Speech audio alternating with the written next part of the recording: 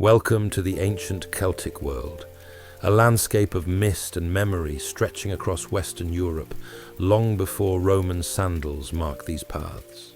Tonight, you'll walk these lands as they were 3,000 years ago, when the geography itself shaped how people lived, traveled, and understood the sacred in the world around them. Before we begin, I'd recommend turning on a fan of some kind for white noise. Now, let the rhythm of rivers and the whisper of ancient forests guide you into sleep as we explore the places that made the Celts who they were.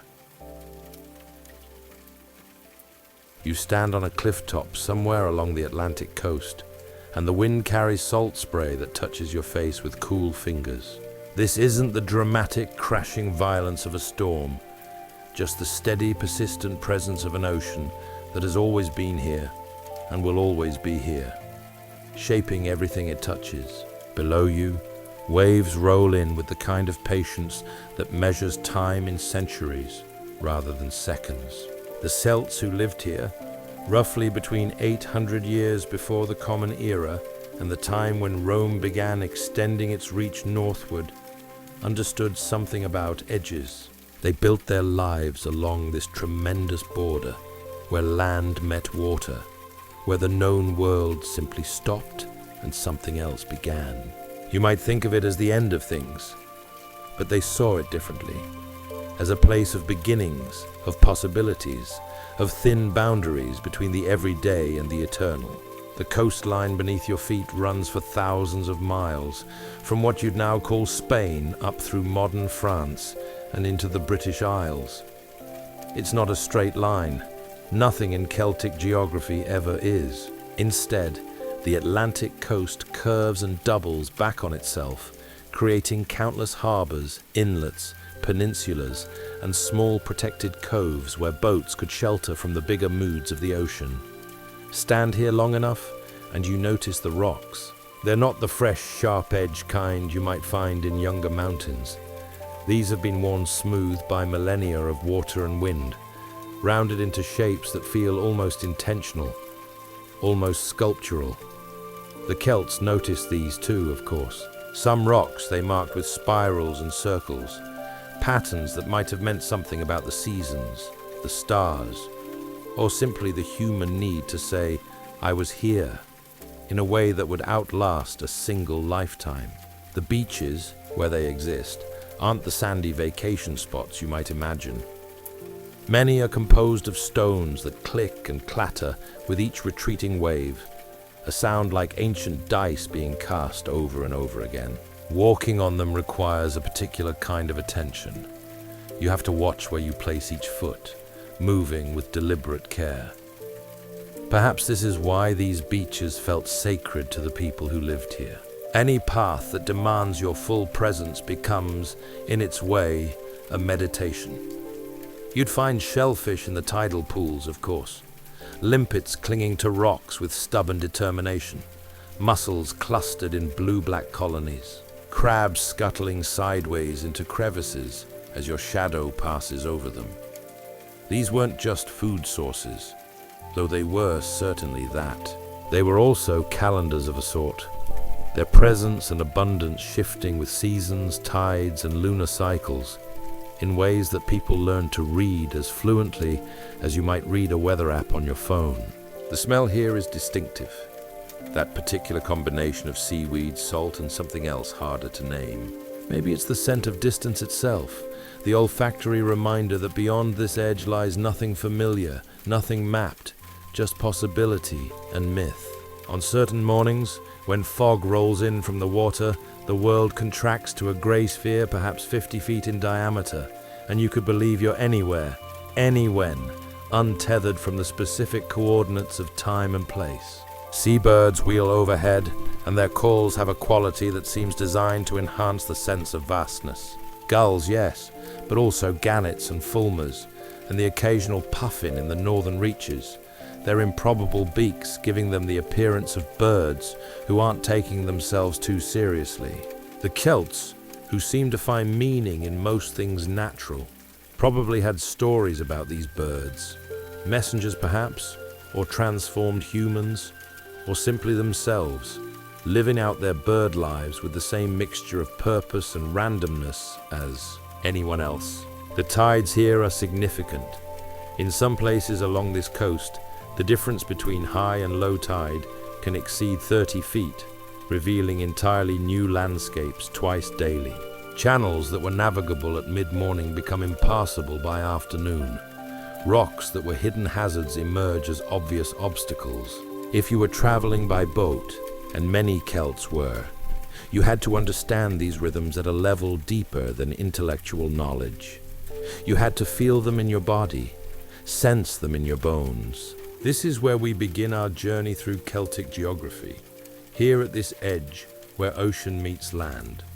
Not because it's the most important place. Celtic territory extended far inland as well, but because edges teach us things. They show us where one thing becomes another. They remind us that boundaries are rarely simple lines, but rather zones of transformation, places where characteristics blend and merge, and create something that belongs fully to neither side. The wind picks up slightly, and you pull your cloak, imagined or remembered, a bit tighter. The sun, if it's visible at all through the maritime haze, sits lower in the sky than you're used to seeing it. This far north, light arrives at different angles and creates different qualities of illumination. Shadows stretch longer. Dawn and dusk extend their territories, claiming larger portions of the day. You could stand here for hours, watching the light change on the water, seeing how the surface shifts from grey to silver to something almost green when the sun breaks through the clouds. The Celts did stand here for hours, for generations, for centuries, and the ocean never once ran out of new things to show them. Step away from the coast now, turning inland, and the geography shifts to something more intimate. The great rivers of Celtic Europe, the Loire, the Seine, the Thames, the Danube, and dozens of others, cut through the landscape like ancient highways laid down by geology itself. You're walking alongside one now, though which specific river doesn't particularly matter. They all share certain characteristics, certain ways of shaping human life. The water moves past you with what looks like leisurely confidence, though looks can deceive. Rivers that appear calm on the surface can hide surprising currents underneath. Eddies and channels where the water moves with purpose towards some distant rendezvous with the sea. The Celts, who traveled these rivers extensively, learned to read these hidden movements the way you might read traffic patterns on a familiar commute. Rivers in Celtic territory served as natural borders between tribal areas, though border is perhaps too rigid a word for how these boundaries actually functioned. Better to think of rivers as zones of interaction, places where different groups came together to trade, to talk, to occasionally quarrel, and to share news from upstream and downstream. A river didn't so much divide the land as organize it, giving people a reference point, a line to measure themselves against. The riverbanks you're walking along show clear signs of human presence. Not the paved parks and concrete embankments of later eras, but subtler indicators. Paths worn smooth by many feet, cleared areas where boats could be pulled up onto shore, the occasional carved post driven into the mud to mark a particularly good fishing spot or safe crossing. Some of these posts have faces carved into them, stylized human features that stare across the water with expressions that might be welcoming or warning, or simply observant. Ford crossings appear every few miles where the river widens and shallows, spreading itself thin across beds of gravel and stone. These are the places where trade routes cross the water, where you might meet travelers coming from territories days or weeks away. During low water in late summer, you can walk across without even getting your knees wet. During spring floods, these same spots become impassable torrents, forcing travelers to wait for the river to remember its manners. The sound of the river provides a constant backdrop, not loud enough to overwhelm conversation, but present enough that you notice when it changes. The pitch rises slightly where water moves faster around obstacles. It deepens and softens where the channel widens and the current spreads out. At night, this sound becomes the world's oldest white noise machine, masking smaller sounds and creating an envelope of acoustic privacy that helps you sleep deeply and safely. Fish move through these waters in seasonal pulses. Salmon, in the rivers that connect to the Atlantic, make their impossible journeys upstream to spawn in the same gravel beds where they themselves were born. The Celts caught them with woven traps set across narrow channels, with spears, and later with hooks and lines. But they also saw them as something more than protein, as symbols of persistence, of return, of the way life circles back to its origins. Willows grow along the banks, their long branches trailing in the current like hair being washed in slow motion. These trees provided materials for basket weaving, for the frames of small boats, and for fencing and furniture. Their roots helped hold the riverbank in place against the constant erosion of moving water. In spring, they leaf out in that particular shade of yellow-green that makes the whole riverside glow as if lit from within. You pass a small island in the middle of the river, perhaps 100 feet long and half as wide. Islands like this held special significance. Neither fully land nor fully water, they occupied an in-between space that seemed appropriate for religious observances. Archaeological evidence suggests the Celts deposited offerings on such islands, carefully chosen objects placed in the mud and water as gifts to deities whose nature was as fluid as the river itself. The water quality here, you should note, is remarkable. Clear enough to see the bottom in shallow areas, to watch fish darting between rocks, and to observe how light bends and shifts as it passes from air to water. This is centuries before industrial runoff, agricultural chemicals, or urban sewage. The river is simply itself, cold, clean, and full of life.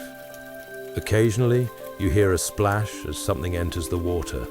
Could be a fish jumping, could be an otter sliding off the bank, could be a waterbird diving for its dinner.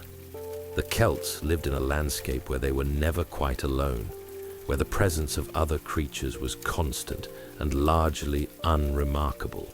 This wasn't wilderness in the sense of being unpeopled.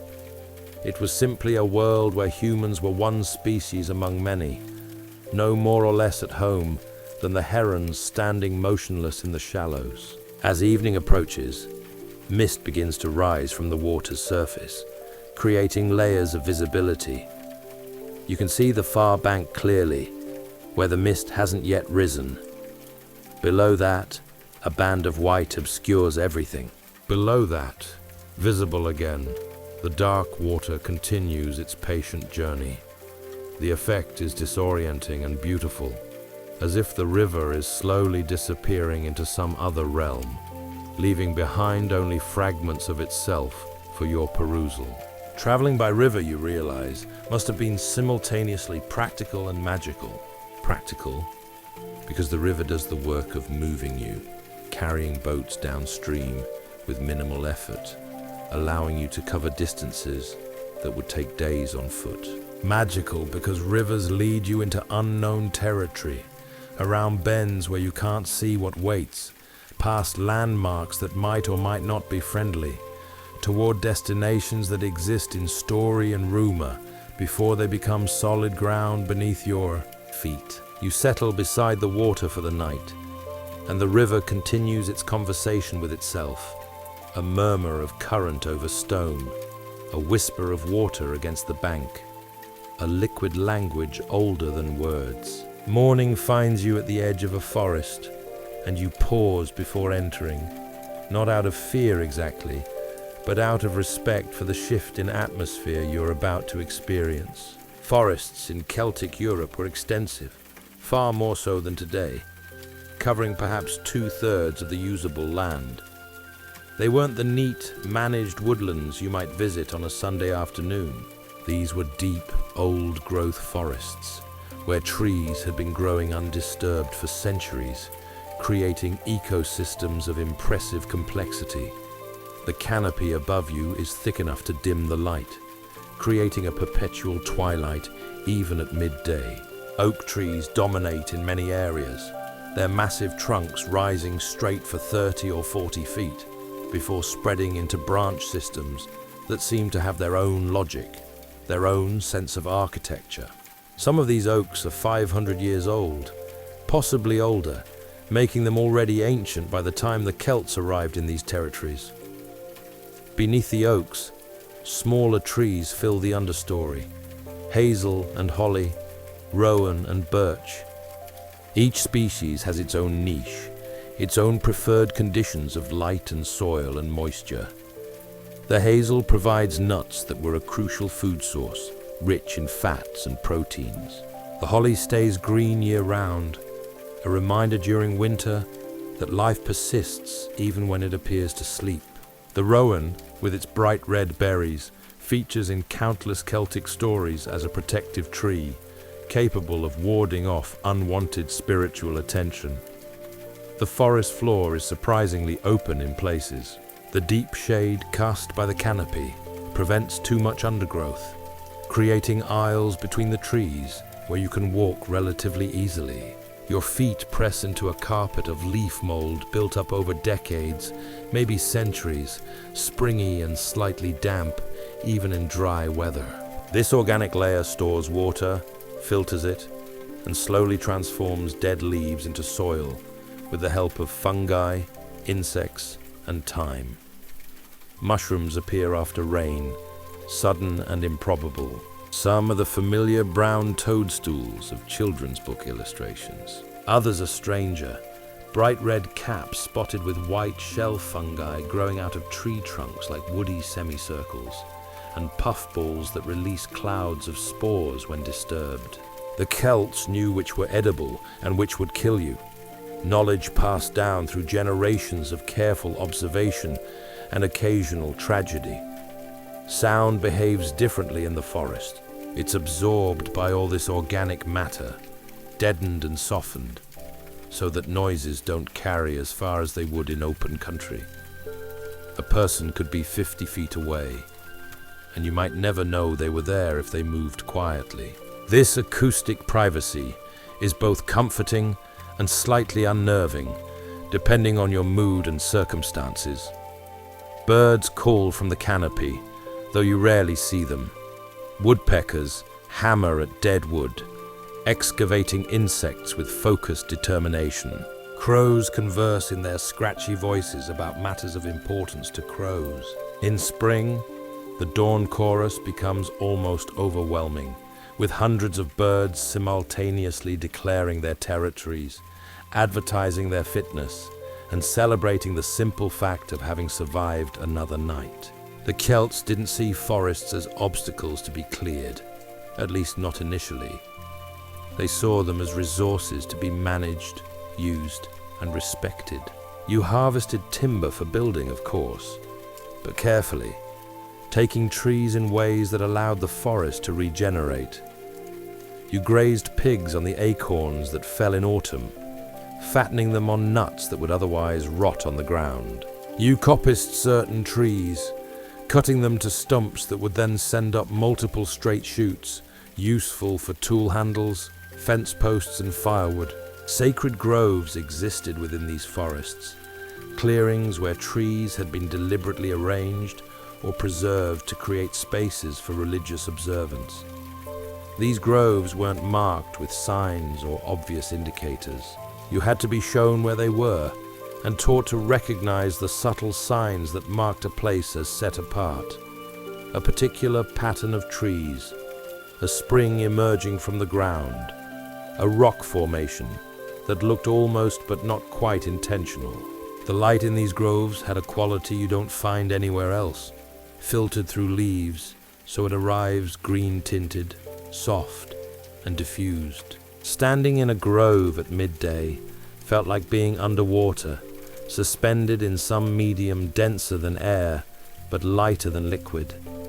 People spoke more quietly here and moved more slowly, as if the space itself requested reverence. Wild boar lived in these forests, dark, bristly creatures with formidable tusks and worse tempers. Hunting them was dangerous work. They were fast, strong, and had no interest in fleeing when cornered. But their meat was prized, and their tusks became treasured ornaments. More than a few Celtic warriors probably exaggerated the size of the boar they'd killed, because humans have apparently always done this, regardless of era or culture. Deer move through the forest in small groups, appearing and disappearing like thoughts. Red deer in the more open areas, roe deer in the deeper woods.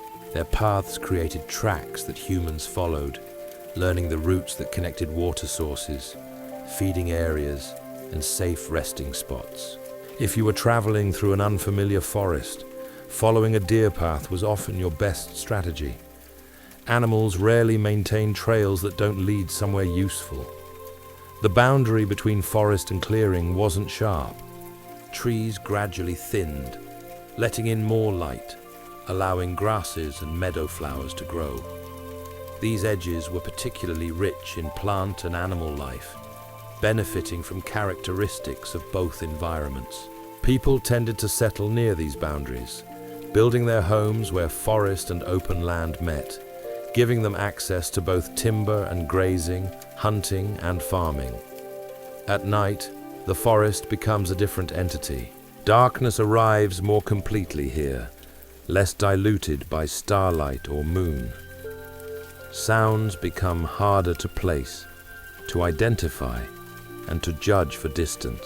Owls hunt on silent wings, and you might hear only the brief squeak of a vole suddenly encountering its end. Other sounds, rustlings and cracklings and occasional crashes, could be anything. Usually they're just deer or badgers going about their business. Usually. The Celts, being both practical and imaginative, populated their forests with spirits and deities, not in a fearful way necessarily, but as an acknowledgement that forests contained presences older and deeper than human understanding. You respected these presences, not because they would necessarily harm you, but because respect seemed like the appropriate response to something vast and ancient. You don't mock the ocean for being wet. You don't insult the forest for being old. Leaving the forest behind, the land begins to rise. Not dramatically, these aren't the Alps or the Pyrenees, but persistently, gaining elevation in long, rolling increases that eventually create genuine highlands.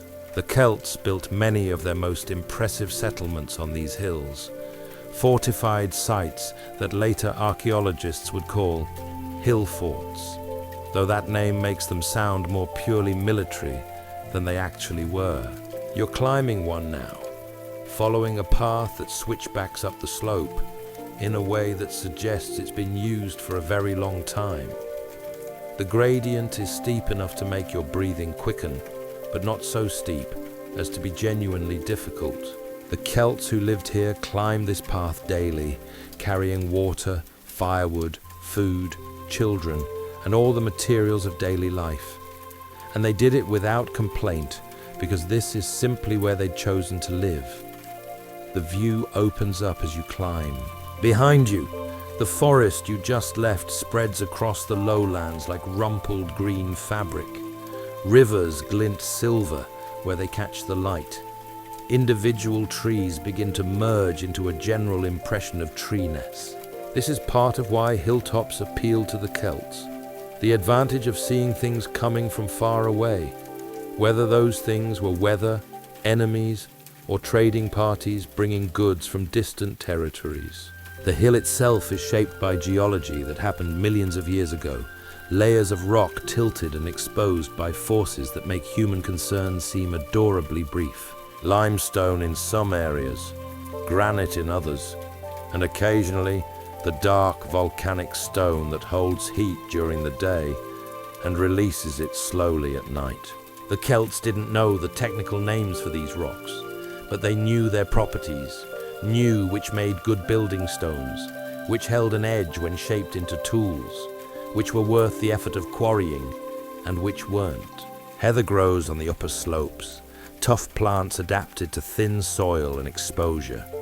In late summer, it blooms purple-pink, creating swathes of color visible for miles. Bees work these flowers enthusiastically, producing a honey that tastes distinctly of heather, dark, aromatic, with a slight bitterness that isn't unpleasant. The Celts, who seem to have had a generally good relationship with bees, cultivated them not just for honey, but for wax, and for the pollination services they provided to other plants. Near the summit, you encounter the first signs of the hill fort itself, earthwork embankments and ditches that have been deliberately constructed to make approach more difficult. These aren't the smooth, engineered fortifications of later Roman military posts. They're more organic, following the contours of the hill, using the natural terrain and enhancing it with human effort. The ditches are deep enough to slow attackers, and the embankments are high enough to provide a defensive advantage. The entrance to the fort involves a passage through multiple gates, arranged so that anyone approaching must turn sideways, exposing their unshielded right side to defenders on the walls. It's clever engineering that doesn't announce itself. You have to actually try to storm the place before you realize how well designed it is. Though honestly, most hill forts probably never faced actual warfare. They were as much about status and community identity as about defense, a way of saying, we're substantial enough to build something this impressive. Inside, the hill fort contains more structures than you might expect. Round houses with thatched roofs, their walls made of wattle and daub, woven wooden frames covered with a mixture of mud, clay, and straw. Storage pits were dug into the ground to keep grain dry and cool. Workshops where people crafted tools, weapons, textiles, and pottery. A society in miniature, elevated above the surrounding landscape, both literally and metaphorically. The wind-up here is constant, but not aggressive. It moves around the buildings, through gaps in the embankment, and across the open spaces where people gathered for communal activities. On clear days, this wind carries scents from miles away. Smoke from distant fires, the green smell of growing things, and sometimes the salt tang from the ocean if you're close enough to the coast. Wind is an information delivery system, telling you things about the world beyond your immediate view. Children play in the spaces between houses, their games probably not that different from children's games in any era. Chasing each other, throwing things at targets, testing boundaries and falling down and getting back up. The hills echo their voices, making them sound like more children than actually exist, creating an impression of abundance and life. Food storage was crucial at this elevation. The growing season up here was shorter than in the lowlands, and the winters were longer and harsher, so you saw more evidence of preservation. Grain stored in sealed pits, meat smoked or salted, and vegetables kept in cool underground chambers. The Celts were good at this, understanding the relationship between present surplus and future need in ways that modern people, with their year-round supermarkets, have largely forgotten. At night, the hill fort became an island of firelight in a dark sea. Each house would have its central hearth, smoke seeping out through the thatch, creating halos of warmth and light.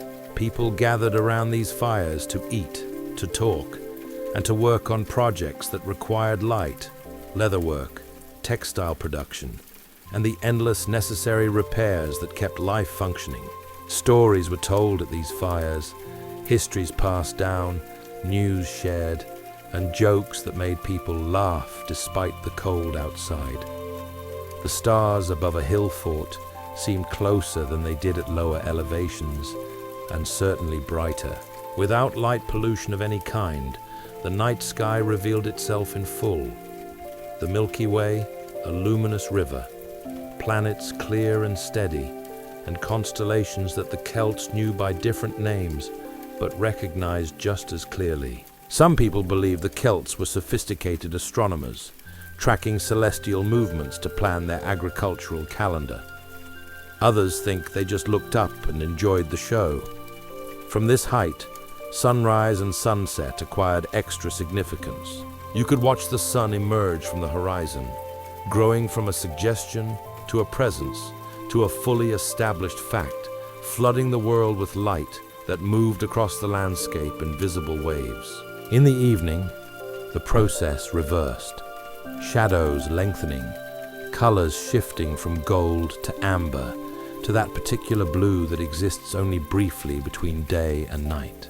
The hill fort represents a choice the Celts made, to trade easy access to water and level ground for the advantages of elevation and visibility. It's a choice that tells you something about their priorities, their concerns, and their relationship with the landscape they inhabited. Descending from the hills brings you to what might be called the Celtic breadbasket, the lowland areas where farming was easiest, where soil was deepest, and where rivers flooded regularly enough to deposit nutrient-rich silt, but not so often as to make cultivation impossible. This is where the majority of people lived, where most of the food was grown, and where daily life proceeded with less drama and more routine than in the more extreme geographies we visited. The fields here are smaller than you might expect, irregular patches defined by natural boundaries like hedgerows and streams rather than the geometric precision of later agricultural systems. This patchwork creates a landscape that feels organic, almost accidental, though actually it represents generations of careful land management and adjustment to local conditions. You're walking along what might charitably be called a road, though it's really more of a well-used path. Wide enough for carts, but not paved, not engineered, just worn smooth by the passage of feet and wheels and hooves. It curves to avoid obstacles, large rocks, wet patches, and the sacred tree that someone's great-great-grandfather decided shouldn't be cut down. The result is a route that takes longer than the straight line would, but feels more comfortable somehow, more in conversation with the land. The field you're passing grows barley, the grain standing golden and heavy-headed, almost ready for harvest. Barley was crucial to the Celtic diet, made into bread, porridge, and most importantly, beer. The brewing of beer was essentially food preservation through fermentation, a way to store the nutritional value of grain in liquid form. That it also produced mild intoxication was probably considered a bonus rather than the primary purpose, though humans being humans, who can say for certain? Women work in the field, using sickles to cut the grain. It's labor-intensive work, the kind that requires you to bend and straighten, thousands of times throughout the day. The rhythm of harvest created its own kind of meditation, mindless enough that your thoughts could wander, demanding enough that you couldn't completely lose focus without cutting your hand. People sang work songs, not because the songs made the work easier exactly, but because singing together created social bonds that made the labor feel less burdensome. Beyond the barley, other crops appear. Wheat in some fields, though wheat was pickier about soil conditions and less reliable than barley. Oats in wetter areas. Flax for linen fiber. Beans and peas fixed nitrogen in the soil. Though the Celts didn't know about nitrogen, they just knew that fields where legumes grew seemed healthier afterward. Root vegetables grew in garden plots near houses.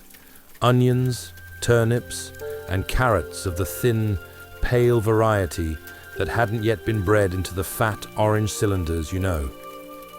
Livestock grazes in fields left fallow or on land too rough for cultivation. Cattle primarily, walking wealth that provided milk, meat, leather, and labor. Sheep for wool and mutton. Pigs that rooted through forest margins.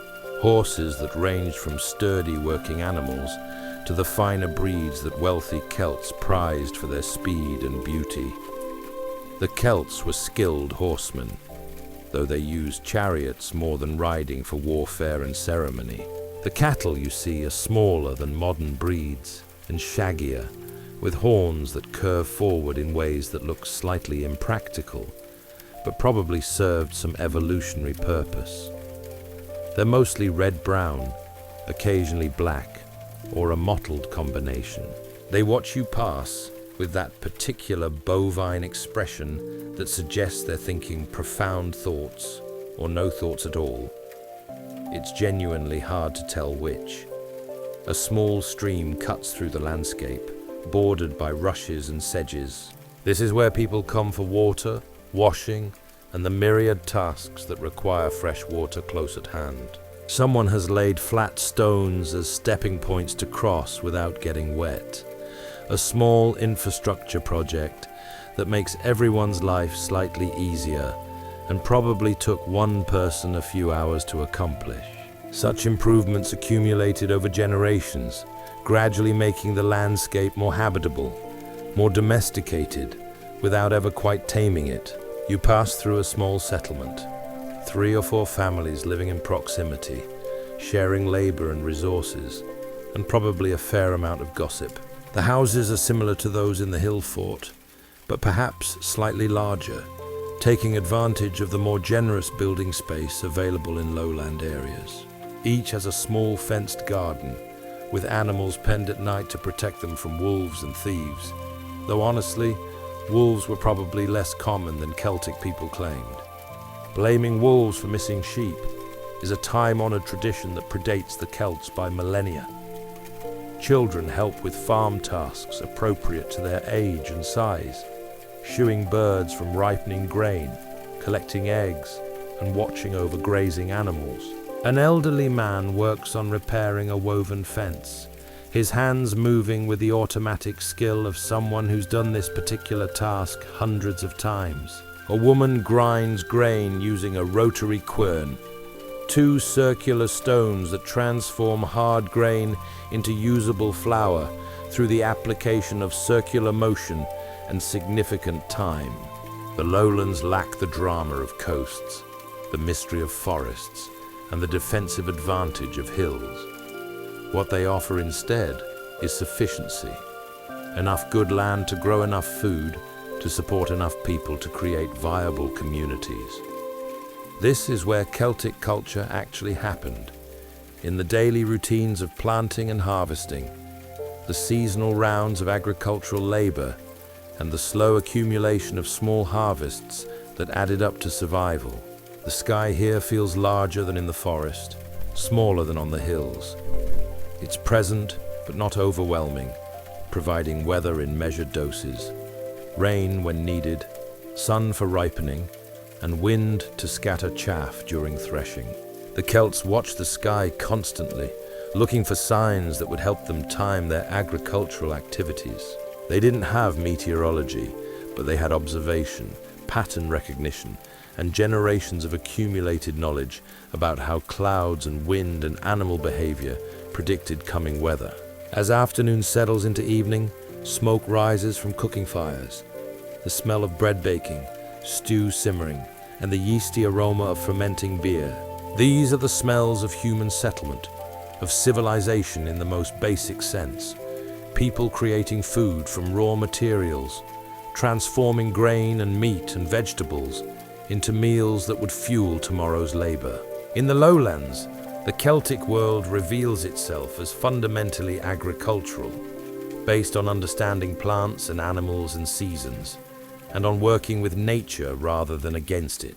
Not romanticizing, agricultural labor was hard, uncertain, and occasionally fatal when harvests failed, but acknowledging that these people had figured out how to live sustainably in this landscape for centuries without exhausting it. The boat rocks gently as you approach an island, one of hundreds scattered along the Celtic coast and in the inland lakes. These islands held special significance, isolated enough to feel separate from everyday concerns, accessible enough to actually use for human purposes. Some were tiny, barely larger than a house. Others were substantial pieces of land, capable of supporting whole communities. This particular island rises from the water like a green thought, Tree covered on one end, open meadow on the other. Seabirds nest on the rocky portions, their constant coming and going creating a living connection between the island and the wider world. As your boat beaches on a small pebble shore, you hear the birds objecting to your presence in that universal language of avian irritation that transcends species and centuries. Island geography created natural defensibility. To attack an island settlement, you needed boats, coordination, and the ability to land on potentially hostile shores. This made islands attractive to people who'd accumulated enough wealth to attract unwanted attention. Chiefs, druids, and skilled craftspeople whose products were valuable enough to steal. The water wasn't an impenetrable barrier, obviously, but it was a significant enough obstacle to discourage casual raiding. The Celts also saw islands as spiritually liminal spaces, neither fully part of the land nor the water, existing in an in-between state that made them appropriate for religious activities. Archaeological evidence suggests certain islands were used primarily or exclusively for ceremonial purposes, places where people came to make offerings, to bury their important dead, and to perform rituals that required separation from ordinary life. You walk inland from the shore, following a path that feels more like a suggestion than an actual trail.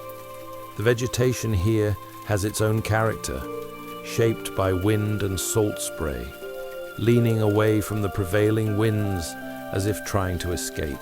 Trees grow shorter and more twisted than their mainland relatives, their trunks bent into shapes that seem almost deliberate, like natural sculptures created by invisible hands. In a clearing near the island's center, you find a spring, fresh water bubbling up through rock, creating a small pool before overflowing and trickling away toward the sea.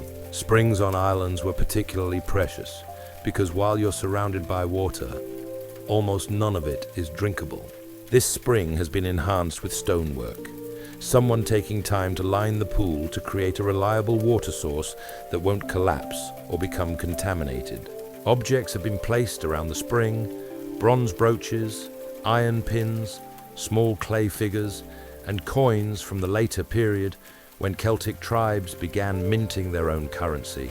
These are offerings, gifts given to the water or the deity associated with the water, or simply to the place itself, recognizing that some locations deserve acknowledgement beyond mere use.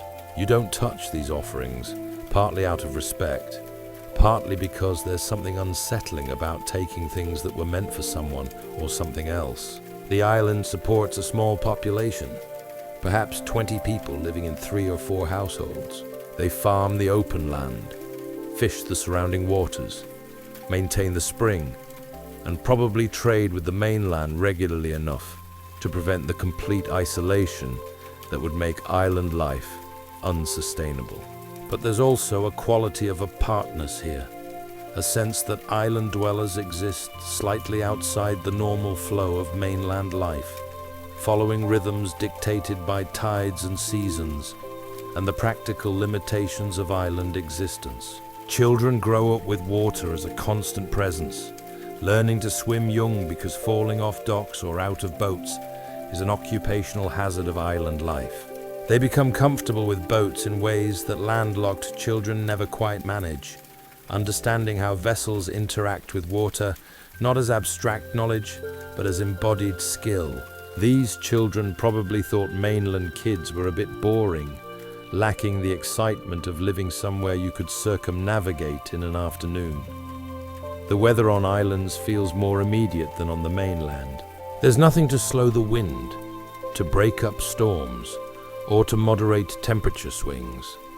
When weather arrives, it arrives fully, and you deal with it or hide from it, but you definitely can't ignore it. This creates a certain pragmatism in island dwellers. Less time spent complaining about conditions, more time spent adapting to them. From the island's highest point, you can see other islands scattered across the water, like punctuation marks in a sentence written in sea and sky. Some are inhabited, marked by the thin smoke of cooking fires. Others appear empty, given over entirely to seabirds and seals. Still others are mysteries, too distant to visit easily, too small to seem worth the journey, existing primarily as landmarks for navigation and subjects for speculation. As evening arrives, the island transforms. The sun sets over the water, because of course it does. That's what suns do near water. But somehow it feels more significant here, more worth watching. The light does that thing where it turns everything gold, and the water becomes a mirror that reflects not just light, but possibility, reminding you that beyond this island lies more water, more islands, and more places you've never seen and might never see. The isolation of island life wasn't punishment or hardship for the Celts. It was a choice, a different way of being in the world, trading easy access to markets and politics for the peculiar freedom that comes from living surrounded by water. Islands taught you to be self-sufficient, resourceful, and comfortable with your own company and the company of the few people who shared your particular piece of rock and soil. The Celts didn't have weather apps, forecasts, or meteorologists, but they understood their climate with the kind of intimacy that comes from having your survival depend on reading atmospheric conditions correctly. You're standing in an open field now, watching clouds build on the horizon, and you're trying to see what a Celtic farmer might have seen. Information, patterns, predictions.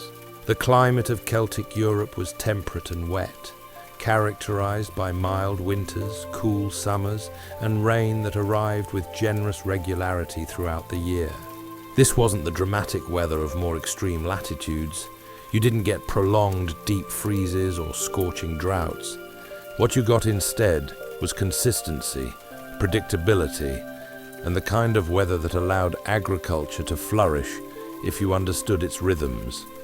Rain arrives most days, though rain covers a multitude of conditions. Sometimes it's mist, water so fine it's almost theoretical, hanging in the air rather than falling through it. Sometimes it's drizzle, that persistent, penetrating wetness that eventually soaks through any garment invented before modern waterproofing. Sometimes it's genuine raindrops you can feel individually, hitting your face with cool insistence, drumming on leaves and roofs and water surfaces. The Celts dressed for this weather in wool, which has the helpful property of retaining insulating value even when wet. Cloaks were essential, large pieces of fabric fastened at the shoulder with brooches of bronze or iron, falling to mid-calf or longer, providing a portable tent that could be adjusted to changing conditions. In heavy rain, you pulled your cloak over your head. In light rain, you wore it normally. In no rain, which happened occasionally, usually when you'd grown accustomed to being wet, you could roll it and tie it to keep it out of the way. The wind here was constant, but varied. In summer, it generally came from the southwest, carrying moisture from the Atlantic. In winter, it sometimes swung to the north or east, bringing colder, drier air from continental Europe. The Celts watched wind direction carefully, knowing it predicted coming weather. Certain winds brought rain, others fair conditions, and others storms that could damage crops and structures. Clouds told stories for those who learned to read them. High, thin clouds might mean rain in a day or two. Low, heavy clouds meant rain soon, possibly now. Clouds with that particular greenish-gray color meant serious storms, the kind where you brought animals in and checked that your roof was secure. The Celts probably had names for different cloud formations, their own taxonomy based on observation rather than scientific classification. Frost arrived in winter, creating mornings when the world looked glazed with sugar, every surface outlined in white crystals. These mornings were cold, but often beautiful. The sun would rise into clear skies, its light catching the frost and making the landscape sparkle as if dusted with diamonds. Frost damaged crops, though, so people watched for it nervously in spring and autumn, those transition seasons when a single cold night could destroy weeks of growth. Snow came occasionally, more often in the hills and northern territories than in lowlands and southern coasts. But when it came, it transformed everything, muffling sound, obscuring familiar landmarks, and making travel difficult or impossible. The Celts respected snow and prepared for it, but probably didn't encounter it often enough to develop the elaborate relationship with winter that people in more northern climates built. Thunder and lightning were less common than in more continental climates, but still regular enough to notice. The Celts attributed lightning to divine action, whether specific gods or more general supernatural forces depended on when and where you asked. Some Celtic tribes associated lightning with particular deities, made offerings to prevent lightning strikes, and created rituals around storms. Others probably just noted when lightning hit, added the information to their mental map of dangerous places, and moved on with their day. The overall effect of this climate was to create landscapes that stayed green year-round, that supported extensive forests, and that allowed agriculture without irrigation. It wasn't the easiest climate. That persistent dampness could rot stored food, encourage mold and rust, and create rheumatism in joints that ached on humid days. But it was a climate that supported life, that gave more than it took, that allowed human communities to establish themselves and persist across generations. Seasons arrived not with the sharp transitions of more extreme climates, but with gradual shifts, days slowly lengthening or shortening, temperatures easing up or down, changes so incremental that you might not notice them day to day, but which, over weeks, transform the entire character of the landscape.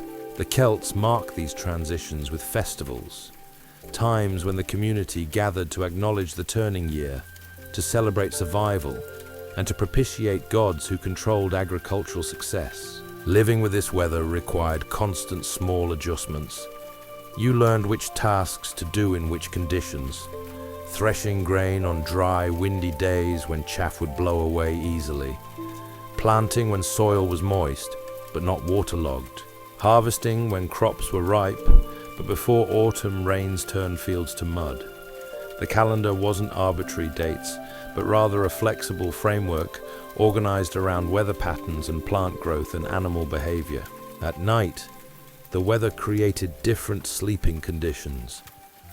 Summer nights might be pleasantly cool, requiring just a light blanket. Winter nights demanded heavy wool coverings, shared body heat, and possibly the warmth of the dying fire if you'd banked it correctly before sleep. Rain on the roof created white noise that helped you sleep or kept you awake, depending on its intensity and your state of mind. The Celts didn't complain about weather the way modern people do, because complaining suggests you have alternatives, choices, and the possibility of different conditions. They simply lived with weather, adapted to it, made decisions based on it, and accepted it as one of the fundamental conditions of existence, like gravity or mortality, or the way water always flows downhill. You're standing at a crossroads, literally, where two paths intersect in an X that probably has more symbolic significance than the people who use it daily acknowledge. Roads and routes in Celtic Europe followed terrain, connected settlements, and enabled trade and communication and the movement of armies when necessary. They weren't the engineered marvels the Romans would later build, but they worked, which is really the only standard that matters. This particular route you're following runs roughly north-south, connecting coastal areas with inland territories. It's been used long enough that it's worn down below the surrounding land level in places. Centuries of feet and hooves and cartwheels gradually eroding the surface, creating a trench that fills with water in wet weather and becomes a temporary stream. People have tried to improve drainage by digging lateral ditches with mixed success. The route isn't straight. It curves around obstacles, rises and falls with the land, and takes what seems like the easiest path rather than the shortest one. This makes sense when you're walking. Saving a mile isn't worth it if that mile involves climbing a steep hill or crossing a dangerous ford. It's better to add distance if it means easier traveling, especially when you're moving goods or animals or traveling with children. At regular intervals, you pass markers, stones carved with symbols that might indicate distance or direction or ownership or something else entirely. Some are clearly old, their markings worn almost smooth by weather and time. Others are fresher, suggesting that maintaining route markers was an ongoing community responsibility. These markers help travelers stay oriented, especially in areas where the landscape lacked obvious features. The Celts traveled extensively, despite lacking what we call infrastructure. Traders moved goods hundreds of miles, tin from Cornwall appearing in settlements in Central Europe, amber from the Baltic showing up in western France, and wine amphorae from Mediterranean regions found in British hill forts. This trade required reliable routes, places to rest, and established relationships between communities along the way. Way stations appeared at convenient intervals, not formal structures so much as recognized spots where travelers could stop, rest, perhaps trade with locals, and definitely gather information about road conditions ahead. These weren't inns in the Roman sense that would develop later, but more like the ancient equivalent of highway rest stops, places everyone knew about and used. Some routes followed ridgelines, staying high where the ground was drier, views were better, and potential ambushes were harder to arrange. Ridge routes could be exposed to weather, but they avoided the valley bottoms that turned to impassable mud in wet seasons. You could see other travelers from distances, which added a social element to the journey, recognizing people, waving, and occasionally joining up for mutual company and security. Other routes followed rivers, which provided navigation, water sources, and fishing opportunities. River routes meant more settlements along the way, more chances for trade and social interaction, but also more potential for conflict if you passed through territories where you weren't known or welcome. Most river routes were peaceful most of the time, but most isn't quite the same as all. Bridges were rare and notable. Most rivers were crossed by fords, shallow spots where you could wade across, though this meant getting wet from at least the knees down. Some fords had stones placed as stepping points. Others required you to just commit to wetness and deal with it. A few important crossing points had wooden bridges, expensive structures that required maintenance, and represented significant community investment. Travel speed was limited by the slowest member of the party. Walking speed for people on foot, slightly faster if you had horses, and slower if you were moving livestock or heavily loaded carts. You could cover perhaps 15 to 20 miles a day comfortably, more if you pushed hard, less in difficult terrain or bad weather. This meant journeys were measured in days or weeks rather than hours, requiring planning and supplies. Wayfinding was partly experiential knowledge, remembering routes you'd traveled before, and partly asking directions from people you met along the way. The Celts seemed to have had a culture of hospitality that meant travelers could generally expect help, information, and often food and shelter. This wasn't pure altruism. It was recognition that you might be the traveler next time, needing the same assistance. Dangers on the road existed, but were probably less common than in later, more violent periods. Bandits were possible, but not ubiquitous. Wild animals rarely attacked humans unprovoked. The greater risks were weather, injury, getting lost, or simple accidents. A twisted ankle, a fall from a horse, or illness striking when you were far from help. Travel required both courage and common sense, a willingness to take risks balanced with caution about unnecessary danger. As evening approached, travelers looked for suitable camping spots, clearings with water nearby, protection from wind, and good visibility to see approaching problems. Building a fire was essential, not just for warmth and cooking, but for the psychological comfort of light in darkness. People traveling together shared watches through the night, taking turns staying awake to maintain the fire and watch for problems. The routes themselves became part of Celtic identity. Your tribe controlled certain territories, maintained certain roads, and expected certain respect from travelers passing through. Routes connected communities in networks of obligation and relationship, creating the social fabric that held Celtic Europe together despite lacking centralized political authority. Not all landscapes were equal in the Celtic worldview. Some places felt different and carried an atmosphere of significance that went beyond practical utility. You're standing in one now, a natural rock formation where water emerges from an underground source, creating a pool before flowing away downhill. The rocks around the spring are marked with offerings similar to those you saw on the island, objects given in acknowledgement of something beyond the merely physical. Sacred landscapes in Celtic territory weren't built so much as recognized. People identified places that felt spiritually charged: springs, groves, hilltops, caves, and places where geographical features created conditions that seemed to thin the boundary between ordinary and extraordinary. These weren't locations for daily activities, but for occasions when you needed to engage with the numinous, the mysterious, the parts of existence that couldn't be addressed through practical action. The spring you're visiting has been enhanced slightly.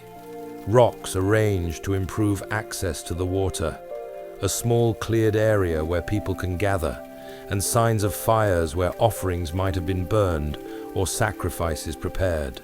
But mostly it's been left natural, allowed to be itself, with human additions kept minimal. The sound of water moving over rock creates a constant backdrop, neither loud enough to prevent conversation, nor quiet enough to ignore. You notice the trees around this spring have been left uncut, even though they're clearly old enough to provide valuable timber. Some have strips of cloth tied to their branches, offerings or prayers made physical, hanging until weather rotates them back to earth. These cloth strips come in various colors and levels of decay, suggesting this practice has continued over significant time. The oldest are barely recognizable as fabric, just gray shreds. The newest might have been tied yesterday. Celtic sacred landscapes often involved water in some form. Springs, wells, rivers, lakes, and even marshy areas all held spiritual significance. Water's qualities, its movement, its necessity for life, its ability to reflect, its presence at boundaries between land and something else, made it natural for religious association. You could see your face in still water, but couldn't quite touch it.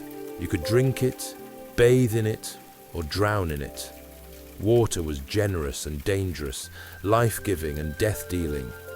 Hills and mountains served as sacred spaces too, particularly distinctive peaks or hilltops with unusual rock formations. The effort required to climb them added to their spiritual significance. You had to work to reach these places, invest time and physical energy, and arrive slightly out of breath and definitely out of your daily routine. Distance from normal life, whether measured in miles or effort, seemed to help create the mental space for religious experience. Caves appeared in some sacred landscapes, openings into the earth that felt like entrances to another realm. Caves stayed cool in summer, relatively warm in winter, and maintained a constant temperature regardless of surface conditions. They amplified sound in strange ways, created darkness so complete you couldn't see your hand in front of your face, and dripped water that formed strange mineral formations over centuries. It's not hard to understand why caves felt significant to people whose entire lives were lived under open sky. Sacred landscapes weren't fenced off or restricted in the way later religious sites would be. People visited them when they felt the need, brought offerings when circumstances called for it, and participated in community rituals when those occurred.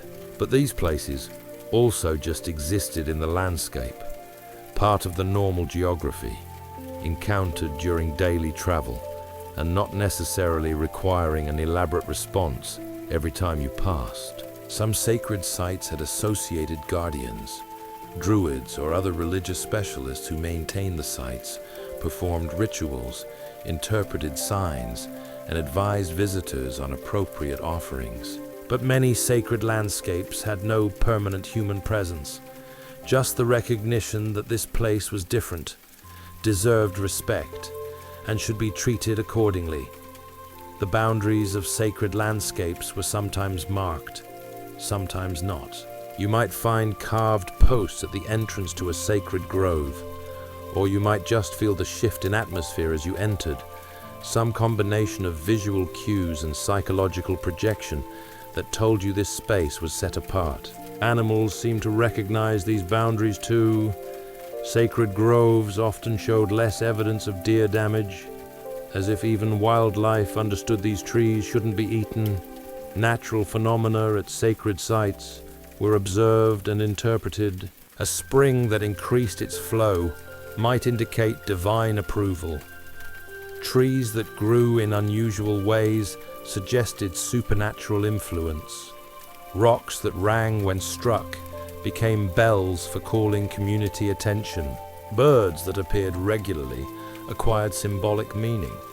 The boundary between natural and supernatural was permeable, with the natural world constantly producing signs for those who knew how to read them. As you prepare to leave this sacred spring, you notice how the light has changed. Evening is approaching, and the long shadows make the place feel different than it did in full daylight. The water continues its quiet movement. The cloth strips stir in a breeze you can't quite feel. Somewhere nearby, a bird calls once, twice, then falls silent. You're reminded that sacred landscapes don't depend on human presence to be sacred. They simply are, regardless of whether anyone is paying attention. You're sitting on a hillside at twilight, looking out across the landscape you've spent these pages exploring. This is the Celtic world before Roman conquest, before the organized empire that would eventually absorb most of these territories, before Latin replaced Celtic languages, before roads ran straight regardless of terrain, and before the fundamental character of European geography shifted under Roman engineering and administration. The pre-Roman Celtic world was decentralized, organized into hundreds of tribes with varying degrees of cooperation and conflict. There was no Celtic empire, no central authority, and no capital city. Instead, there were networks of relationships, alliances that shifted with circumstances, trade routes that connected distant territories, and a shared cultural framework that allowed different groups to recognize each other as fundamentally similar, even when they were fighting. This decentralization meant the landscape remained relatively diverse. Different tribes had different practices, different preferences, and different ways of organizing their relationship with geography. Some favored hill forts, others river valleys. Some were more warlike, others more focused on trade and craft production. The lack of central control meant the land developed according to local decisions rather than imperial planning. Celtic society was hierarchical, but not rigidly so. Warriors, druids, and skilled craftspeople held high status. Farmers and herders formed the majority, neither enslaved nor entirely free, bound by obligations and expectations that varied by tribe and region. Leadership came from families with established power, but leaders who failed could be replaced, and capable individuals could rise through military success or exceptional skill. The Druids held particular significance in this pre-Roman world. They served as priests, judges, teachers, and repositories of cultural knowledge. They trained for years, memorizing tribal laws, religious practices, genealogies, and the vast corpus of oral tradition that held Celtic culture together across geographic and political boundaries. Druids could travel freely between tribes, even during warfare. Their status put them outside normal conflict. Celtic art from this period shows a sophisticated aesthetic sense, curved lines rather than straight ones, interlocking patterns that seem to move across the surface, animal forms that blend into vegetation, and representations that suggest rather than depict. This art appeared on weapons, jewelry, ceramics, mirrors, and whatever surface seemed worthy of decoration. The message seemed to be that beauty belonged everywhere, that ordinary objects deserved artistic attention. Warfare existed, obviously. Celtic tribes fought each other over territory, resources, insults, and probably sometimes just because warfare was what important men did. But warfare wasn't constant, wasn't industrialized, and wasn't aimed at annexation or permanent conquest. Most conflicts were relatively small scale, resolved through single battles or negotiations, followed by periods of peace long enough for agriculture and trade to continue. The relationship with the landscape was intimate and sustainable. The Celts had been in these territories long enough to understand what the land could provide without being exhausted. They knew how to clear a forest without destroying it, how to farm without depleting soil, and how to hunt without eliminating game populations. This wasn't because they were mystically in tune with nature. It was because their survival depended on maintaining resources, and they'd figured out how to do that through generations of trial and error. Trade connected Celtic Europe to the wider world. Mediterranean goods arrived through Marseille and other southern ports, traveling up river valleys to reach territories hundreds of miles north. Northern products, amber, furs, and metals, flowed south. The Celts weren't isolated, but rather participants in exchange networks that stretched from Britain to the Black Sea, from Scandinavia to North Africa. Religion permeated daily life without dominating it. Every spring, grove, hill, and river had spiritual dimensions, but this didn't prevent practical use. You could recognize a place as sacred and still drink from it, farm near it, and use it for everyday purposes. Sacred and secular weren't separate categories, but rather different aspects of the same landscape, the same existence. The Celtic languages, multiple related tongues rather than a single language, filled this landscape with words that came from and described this geography. Place names preserved information about features, events, and ownership. Personal names often referenced natural phenomena or admired qualities. Language and land reinforced each other, creating an identity that was inseparable from location. As full darkness arrives, stars emerge overhead, the same stars the Celts watched from this hillside 2,000 years ago. The constellations have barely shifted in that time. The landscape has changed more. Forests cleared, cities built, roads straightened, rivers bridged and diverted, but the fundamental geography remains. The hills are still hills, the rivers still run, and the Atlantic still defines the western edge. This is the world you've been walking through, the Celtic world before Rome, before Christianity, before the transformations that would eventually create the Europe you know. It was a world organized around landscape, rather than imposing organization onto landscape. It was local without being isolated, diverse without being chaotic, and traditional without being static. And now, with the stars bright above and the darkness complete, you can rest. The journey through Celtic geography is finished. The landscapes you visited will persist through the night, through winter, and through centuries, changing slowly but never entirely disappearing. You close your eyes, and the geography continues without you, as it always has, as it always will. Sleep well. The year is approximately 200 BCE, though you wouldn't measure time that way. You'd count it by generations, by the reigns of kings, by the great cattle raids that everyone still talks about. The smoke from the central hearth curls upward through the thatch, and you're watching a young boy, perhaps 13 winters old, sitting with his eyes closed, rocking slightly, murmuring words you can't quite hear. He's not praying. He's remembering. This boy is an apprentice bard, and right now, inside his head, he's building what you might think of as a memory palace, though that term won't be invented for centuries. He's taking a story about a cattle raid that happened before his grandfather was born, and hanging each piece of it on a mental landmark. The hero's name goes on the oak tree near the stream. The description of his shield hangs from the boulder shaped like a sitting dog. The insult that started the war lives in the hollow where the foxes den. You notice his fingers are tapping against his knee in a complex rhythm. 7 beats, pause, 5 beats, pause, 3 beats. The rhythm isn't just helping him remember, it is the memory, woven so tightly with the words that separating them would be like trying to take the wet out of water. The fire pops, sending up a small shower of sparks, and the boy doesn't even flinch. His concentration is absolute.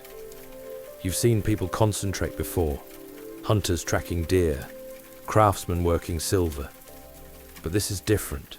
This is someone building a structure entirely inside their own mind, a structure that has to be so solid, so permanent, that it can carry a 3-hour story without a single mistake, because there's no manuscript to check against. There's no rough draft. There's only the version in his head and the version in his teacher's head, and they'd better match exactly. The boy's teacher, an older man with a grey beard that reaches his chest, sits across the fire watching. He hasn't spoken in an hour. He won't interrupt. This particular story takes most of a day to tell properly, and the apprentice has been learning it for 6 months. Today is just one section, maybe 20 minutes worth, about how the hero acquired his horses. It's a small piece, but it connects to 12 other stories, and if you don't get the horses right, the battle 3 stories later makes no sense. You find yourself wondering what it would feel like to carry that much narrative weight in your head. You try to remember a story your grandmother told you once, and you can get the beginning, the rough shape of the middle, and definitely the ending. But the details have gone soft around the edges. You can't remember if the character had 2 brothers or 3. Was the treasure buried under an oak or an ash? Your version of the story has become streamlined, simplified, and worn smooth like a river stone. But that won't do for a bard. A bard's memory has to be sharp and specific, because the details aren't decorative, they're functional. The type of tree matters because it tells you what time of year it is. The number of brothers matters because it sets up the inheritance dispute that causes the next problem. The color of the horse matters because that specific horse appears again in a story that won't be told until tomorrow night. The Celtic peoples you're living among don't have a prohibition against writing exactly. They know writing exists. They trade with people who write things down. Greek merchants have been bringing amphorae of wine up the rivers for generations, and those amphorae have writing on them. But for the truly important things, the genealogies, the laws, the sacred stories, the praise poems that keep a king's reputation alive, writing seems dangerous, too fixed, too dead. A bard named Celtic once explained it to you this way: on a night much like this one, a written thing says the same words to everyone. But I can tell you the story of Curoi and make it about honor if you need to hear about honor, or about the danger of jealousy if that's what's eating at you. The story doesn't change exactly. The bones stay the same, but the living flesh of it, the tone, the places where I pause, the details I choose to paint most vividly, that adjusts to who needs to hear it. You're watching The Apprentice and thinking about how lonely this kind of memory must be. If you forget something from your trade, how to mix a particular dye, the best moon phase for cutting thatch. You can ask someone. But if this boy forgets part of his story, he can't just ask anyone in the village. He has to go back to his teacher, and his teacher will know he forgot, and that failure will be noted. The pressure must be extraordinary, and yet the boy doesn't look stressed. His face has gone smooth and distant, almost peaceful. He's somewhere else entirely, living inside the story he's remembering, and you recognize that expression. You've seen it on musicians when they're deep in a complicated piece, on artists working on intricate knotwork. It's the look of someone whose whole mind is engaged with something difficult and doing it well. The teacher finally speaks, just 3 words. Good. Now backward.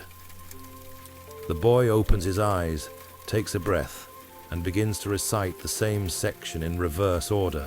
Not the words backward, that would be pointless, but the events backward, working from the hero's acquisition of the horses back to the morning when he first decided he needed them. It's a different story in reverse, requires different verbal transitions, and the apprentice handles it smoothly. Proof that he doesn't just have the words memorized, but also the underlying structure, the logic of cause and effect that makes the narrative hold together. You settle back against the wattle wall of the roundhouse and close your eyes, listening to the backward story. Outside, you can hear the settlement quieting down for the night.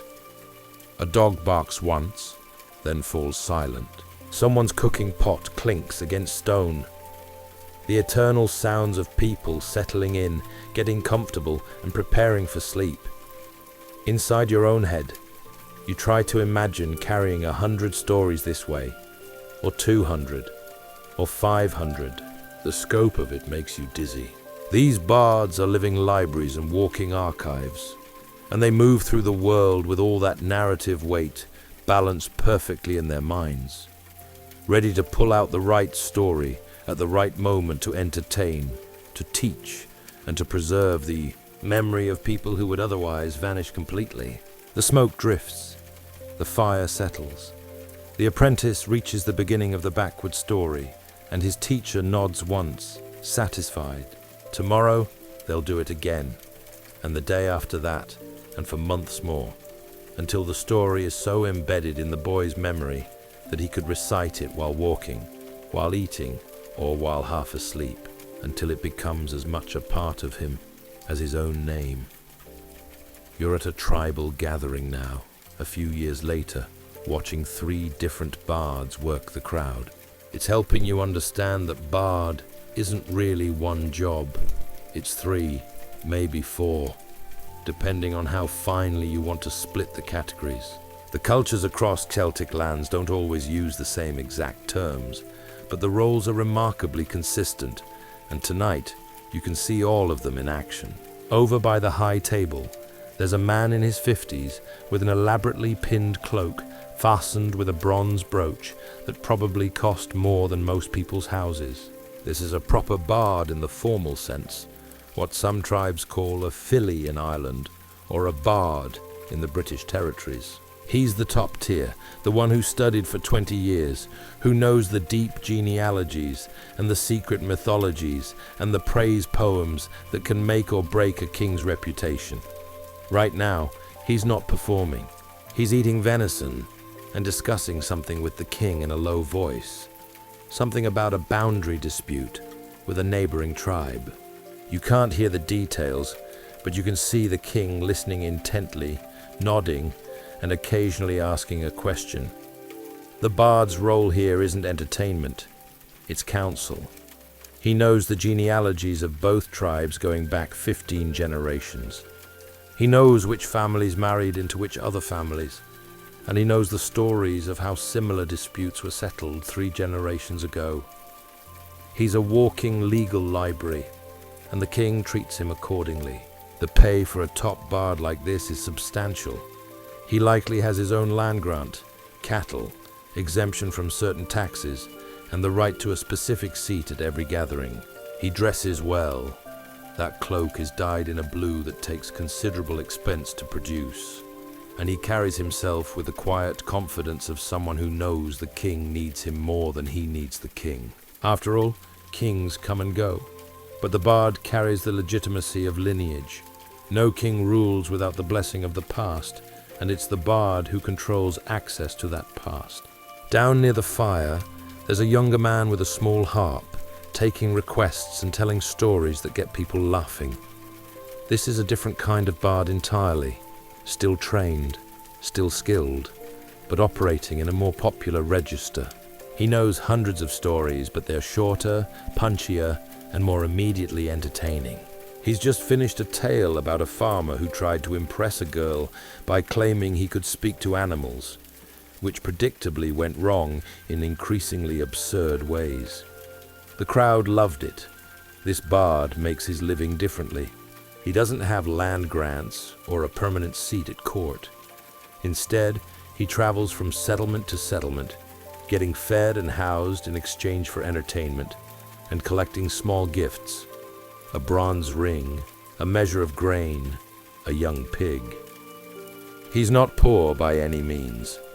A good traveling bard can accumulate wealth, and you notice he's wearing silver at his wrists. But his authority is different. He influences through popularity rather than through formal political power. You watch him transition from the funny story to something else, a tale about a hero from local legend fighting off raiders from across the water. His voice shifts, becomes more serious, and the crowd settles into a different kind of attention. He's reminding them of their courage, of their tribal identity, and of the strength of their ancestors. It's still entertainment, but it's doing cultural work, keeping the community's sense of itself alive. And then there's the satirist. She's standing near the edge of the gathering, and yes, she's a woman, which is more common in satire than in the formal praise poetry. She's young, maybe 25, and she's engaged in a verbal sparring match with a local warrior who apparently boasted about his prowess in last month's cattle raid. The problem is, several people were at that cattle raid, and her version of events is somewhat different from his. So when you single-handedly held the ford, were the other 6 warriors just there for decoration? She asks, her voice carrying across the crowd. People laugh. The warrior's face reddens. I was at the center of the defense, he insists. Oh, absolutely, she agrees, her voice sweet as honey and twice as dangerous. Right in the center, behind Khan and Dara. And Fiatra's quite large, so he probably blocked most of the action from your view. The warrior knows he's beaten. If he keeps arguing, she'll just get sharper. And the story she's telling, the true story in which he was brave enough but not particularly exceptional, will become the one everyone remembers. He laughs it off, raises his cup in acknowledgement, and the satirist moves on. You understand, watching this, that satire in Celtic culture isn't just mockery, it's a form of social regulation. The satirist keeps people honest, punctures pretension, and prevents the kind of boasting that can tear communities apart. A good satirist is valued because they maintain balance, and they do it with words sharp enough to draw blood without spilling a drop. The evening wears on. The formal bard finishes his consultation with the king and performs a relatively short praise poem, only about 15 minutes, commemorating the king's father. It's dense with allusions that you don't all catch, references to battles and diplomatic marriages and cattle tributes. But the structure is beautiful, full of internal rhymes and repeated sounds that make it as much music as meaning. The traveling bard performs a much longer piece, a full story about an ancient king and a magical cauldron, complete with different voices for different characters and sound effects, created with just his voice and the rhythmic tapping of his hand against his harp. Children are sprawled around him, utterly absorbed, and you notice that even the adults have gone quiet. The satirist performs a piece she's composed for the occasion, a gentle roasting of the entire gathering. calling out various people's quirks and habits in a way that's pointed enough to be funny, but not so vicious that anyone actually feels attacked. Well, not most people. One older man looks distinctly uncomfortable when she mentions his habit of falling asleep during long meetings, but even he manages a grudging smile. What strikes you most is how all three of these bards are working from memory. The formal bard's 15-minute praise poem was performed without a single hesitation, every sound and syllable in its exact place. The traveling bard's hour-long story came out as smoothly as if he were reading it, but there was nothing to read from. The satirist's composition was clearly improvised in structure, but built on memorized elements, stock phrases, traditional insults, and rhythmic patterns she's learned so thoroughly she can deploy them without thinking. You lean back against a post and watch the fire burn lower. The formal bard is talking quietly with a group of elders now, probably discussing some fine point of genealogy. The traveling bard has pulled out his harp again and is playing something soft and contemplative, no longer the center of attention, but providing a musical backdrop to conversation. The satirist is sharing a drink with the warrior she roasted earlier, and they're both laughing. Different roles, different status, different pay grades, but all of them carrying the culture forward through memory and performance, keeping the stories alive and maintaining the continuity of identity and meaning that holds these people together as a tribe. You're following a young woman named Brig through her training now, year by year, and you're beginning to understand why becoming a proper bard takes so long. She started when she was 8 years old, and she's now 16, and her teacher says she's barely half finished. The first 3 years were mostly about attention, learning to sit still for hours, learning to listen so carefully that you could repeat back a 10-minute story after hearing it once, learning to notice details, the way someone's voice dropped when they mentioned a particular name, the gesture that accompanied a specific type of description, and the pause that gave weight to a reveal. Brig's teacher would make her watch people at the market and then describe them later in vivid detail. Not just a tall man, but the specific way his weight settled into his left hip, suggesting an old injury. Not just a woman selling herbs, but which herbs, how she sorted them, and the pattern of stains on her fingers that told you what she'd been processing that morning. You remember Brig at 10 years old, frustrated to tears because she couldn't remember the difference between two similar stories about boundary disputes, and her teacher explaining patiently that the details mattered. In one story, the disputed territory had 3 standing stones. In the other, it had 2 standing stones and an ancient oak. Those landmarks meant different places, different families, and different legal precedents. Get them confused, and you weren't just telling a story wrong. You were potentially giving bad counsel that could lead to real disputes, maybe even violence. The middle years, 11 to 14, were about memorization in earnest. Brig learned genealogies until she could recite the lineages of every major family in 3 neighboring kingdoms. She learned the catalogue of famous battles, famous cattle raids, and famous single combats. She learned praise poetry for about 24 different kings, most of them long dead, because you had to know the old forms before you could compose new ones. But the memorization wasn't rote. Each genealogy is connected to stories. Each battle had its own narrative with heroes and cowards, clever tactics and stupid mistakes, and glory and tragedy. The cattle raids were linked to property disputes and old grievances and marriage alliances gone wrong. Everything was connected to everything else, and Brig had to learn not just the individual pieces, but the web of connections that made Celtic history a living, coherent thing, rather than a random collection of facts. You watched her learn the story of a great warrior, and then learn 3 other stories in which that warrior appeared as a minor character, and then learn the genealogy of his enemies, and then learn the praise poem his own bard composed after his death, and then learn the satire a rival bard composed, suggesting the whole heroic reputation was somewhat exaggerated. By the time she was finished, she didn't just know facts about this warrior.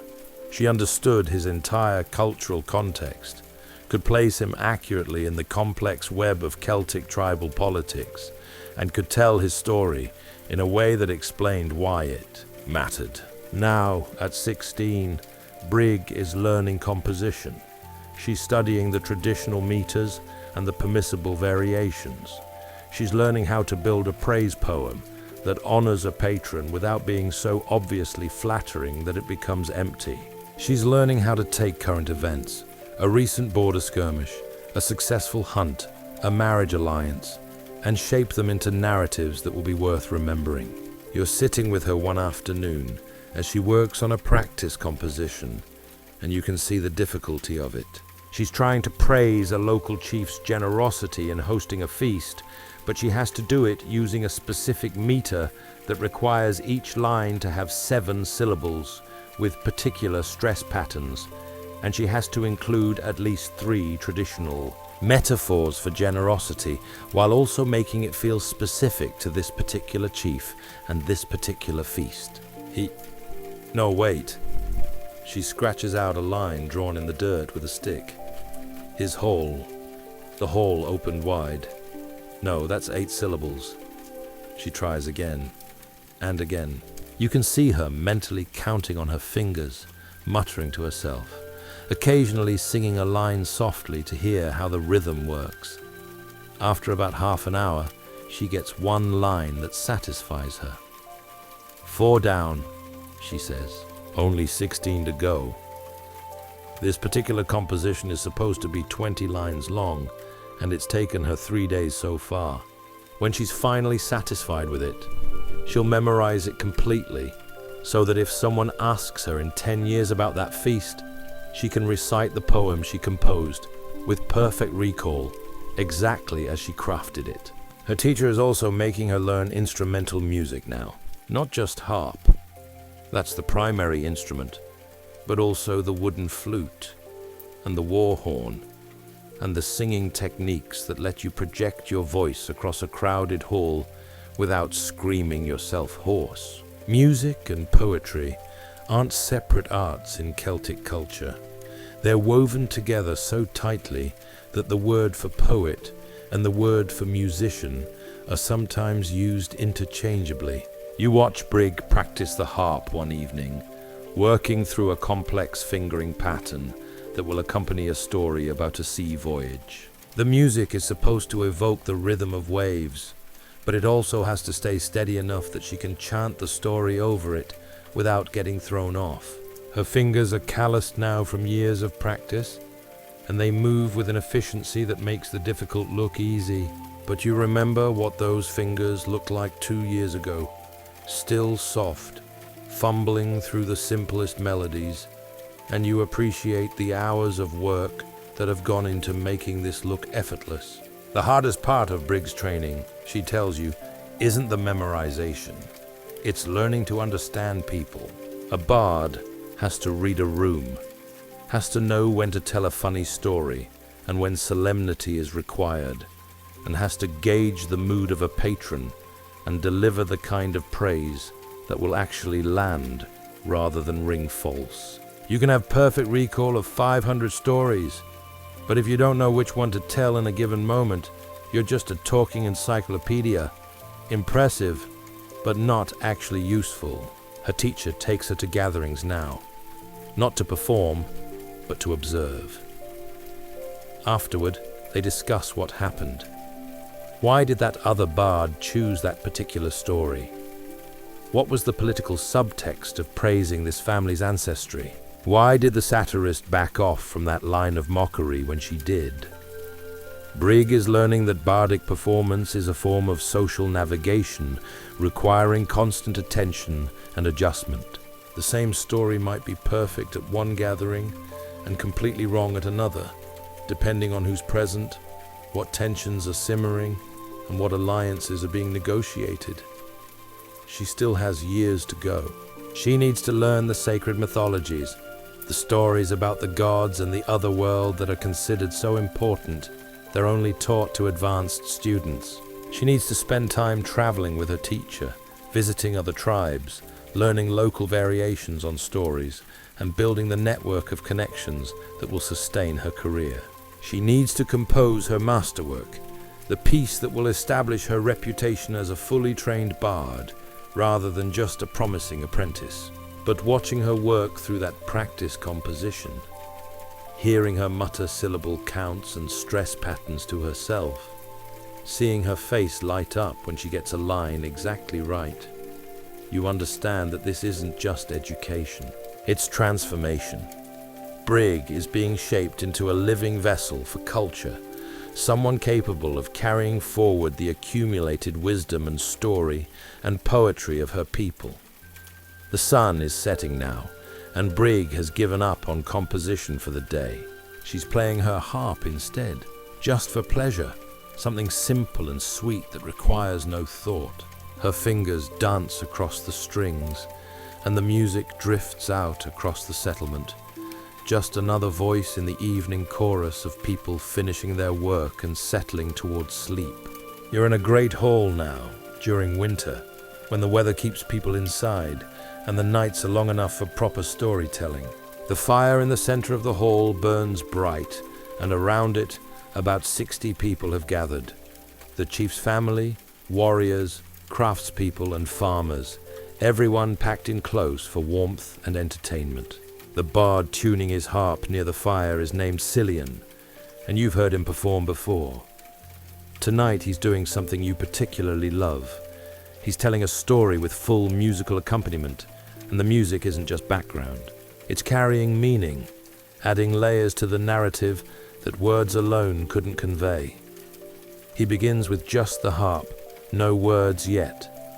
The melody is simple, almost childlike, rising and falling in an uncomplicated pattern. People settle into listening positions, children sitting cross-legged near the front, adults leaning back against the walls or against each other, everyone's faces turned toward the firelight. Then Cillian begins to speak, his voice falling naturally into the rhythm of the harp. There was a king once, in the days when the old gods still walked visibly among us, and this king had everything a man could want. Cattle beyond counting, land stretching to the horizon, sons who were brave and daughters who were beautiful, and a wife who was wise. The music continues its simple pattern, peaceful and content, matching the description of prosperity. But the king was not happy. Here the music shifts, the same basic melody, but now there's a minor note creeping in, a slight dissonance that makes your ear prick up. Something's wrong, even though the words haven't quite said so yet. Cillian describes the king's growing restlessness, his sense that something is missing, and all the while, the harp is reinforcing this feeling, the melody beginning to circle without quite resolving, creating a musical itch that needs scratching. You find yourself leaning forward slightly, drawn in by the combination of voice and instrument. The king in the story decides to seek advice from a druid, and when Cillian speaks the druid's words, his voice drops to a different register, deeper and more resonant, while the harp shifts to slower, more solemn chords. You don't need to be told this is a wise figure speaking. The music tells you. The timbre of the voice tells you. Everything about the performance marks this as a moment of significance. What amazes you is how Cillian manages both the speaking and the playing simultaneously. The harp never stops, never falters, even as he's performing different voices, changing his tone and pausing for effect. His fingers have their own memory, continuing the musical pattern while his conscious attention focuses on the narrative. It's like watching someone juggle while also reciting poetry, two complex tasks running in parallel, neither one diminishing the other. The story develops, The king goes on a quest, and the music becomes more active and more rhythmic, suggesting movement and journey. When he faces a challenge, a river that can't be crossed, a riddle that must be solved, the music builds tension, the intervals becoming wider, the rhythm more insistent. When he succeeds, the melody resolves into something triumphant, and you feel yourself relax even before Cillian describes the success in words. There's a section where the king enters the other world, and here the music becomes genuinely strange. Cillian's fingers find notes that seem to shimmer, harmonics that sound almost like bells or like voices calling from a distance. The melody loses its grounding, floating in a way that makes the hair on your arms stand up. You're not in the normal world anymore, and the music is telling you so, creating a sense of otherworldliness that mere description could never achieve. A small child near the front looks frightened, and her mother pulls her close, murmuring reassurance. But the child can't look away from Cillian, and you understand. This is real for her. The music has transported her so completely that the other world feels present in the hall, dangerous and beautiful, and close enough to touch. When the king returns from his quest, successful and transformed, the music returns to something like its opening melody, but changed. It's the same notes, essentially, but played with more complexity, more confidence, and more depth. The king isn't the same as he was, and the music tells you so without a single word needing to explain it. You've heard other bards who aren't as skilled with the harp, and they tend to use music more simply, as punctuation between sections or as a steady background drone. But Cillian is using his instrument as a second voice, a parallel narrative that reinforces and enriches everything the words are doing. As the story reaches its conclusion, the king returning home, sharing the wisdom he's learned, bringing new understanding to his people, the music finally resolves completely, coming home to the key it started in, all the tension released. The last note rings out and fades slowly, and Cillian lets it fade completely before he speaks again. And that king ruled for 40 more years, he says simply, and he was happy. The hall is silent for a moment, everyone still caught in the spell of the story, and then someone begins to clap, and others join in, and soon the whole room is applauding and calling out appreciation. But Cillian isn't finished for the night. After a brief break, someone brings him ale, and he drinks deeply, giving his voice a rest. He begins another piece. This one is different, a collection of shorter tales linked by a common theme, and between each tale, he performs a purely instrumental interlude on the harp, no words at all. These musical interludes are their own kind of storytelling. One of them sounds like a storm, with rapid runs up and down the strings, suggesting rain, and heavy bass notes, suggesting thunder. Another sounds like a lullaby, so gentle and repetitive that you see several small children beginning to drowse. Another is martial and stirring, full of the rhythms that would accompany warriors marching to battle. You're struck by how music in Celtic culture isn't just entertainment. It's a language of its own, capable of expressing things that words struggle with. Emotions too subtle for naming, spiritual experiences too vast for description, and connections between ideas that logic can't quite bridge. The evening wears on. Cillian performs for perhaps 3 hours total, mixing stories and music, sometimes letting one dominate, sometimes blending them equally. Other people contribute too. Someone plays a wooden flute for a while, and a woman with a beautiful voice sings an old ballad without any instrumental accompaniment, her voice alone filling the hall with a tale of lost love and eventual reunion. Near midnight, the gathering begins to disperse. Children are carried off to bed, already asleep. Adults drift toward their own sleeping spaces, moving slowly, reluctant to break the spell of the evening. The fire burns lower, and someone adds more peat, and Cillian plays one last piece.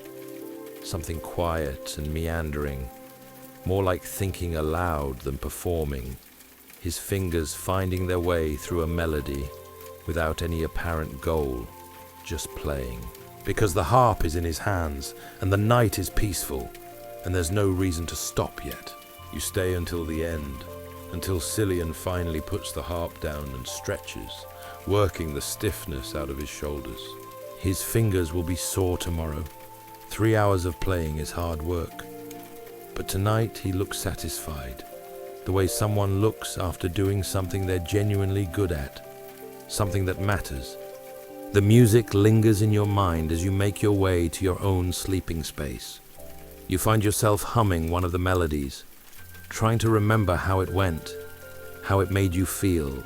You can't quite recapture it. That's the nature of oral tradition. Nothing fixed, everything living. But the feeling remains, warm and complete, like coming home to a fire after a long walk in the cold. You're traveling with a bard named Donald through the tribal territory, and you're learning that certain stories belong to certain places.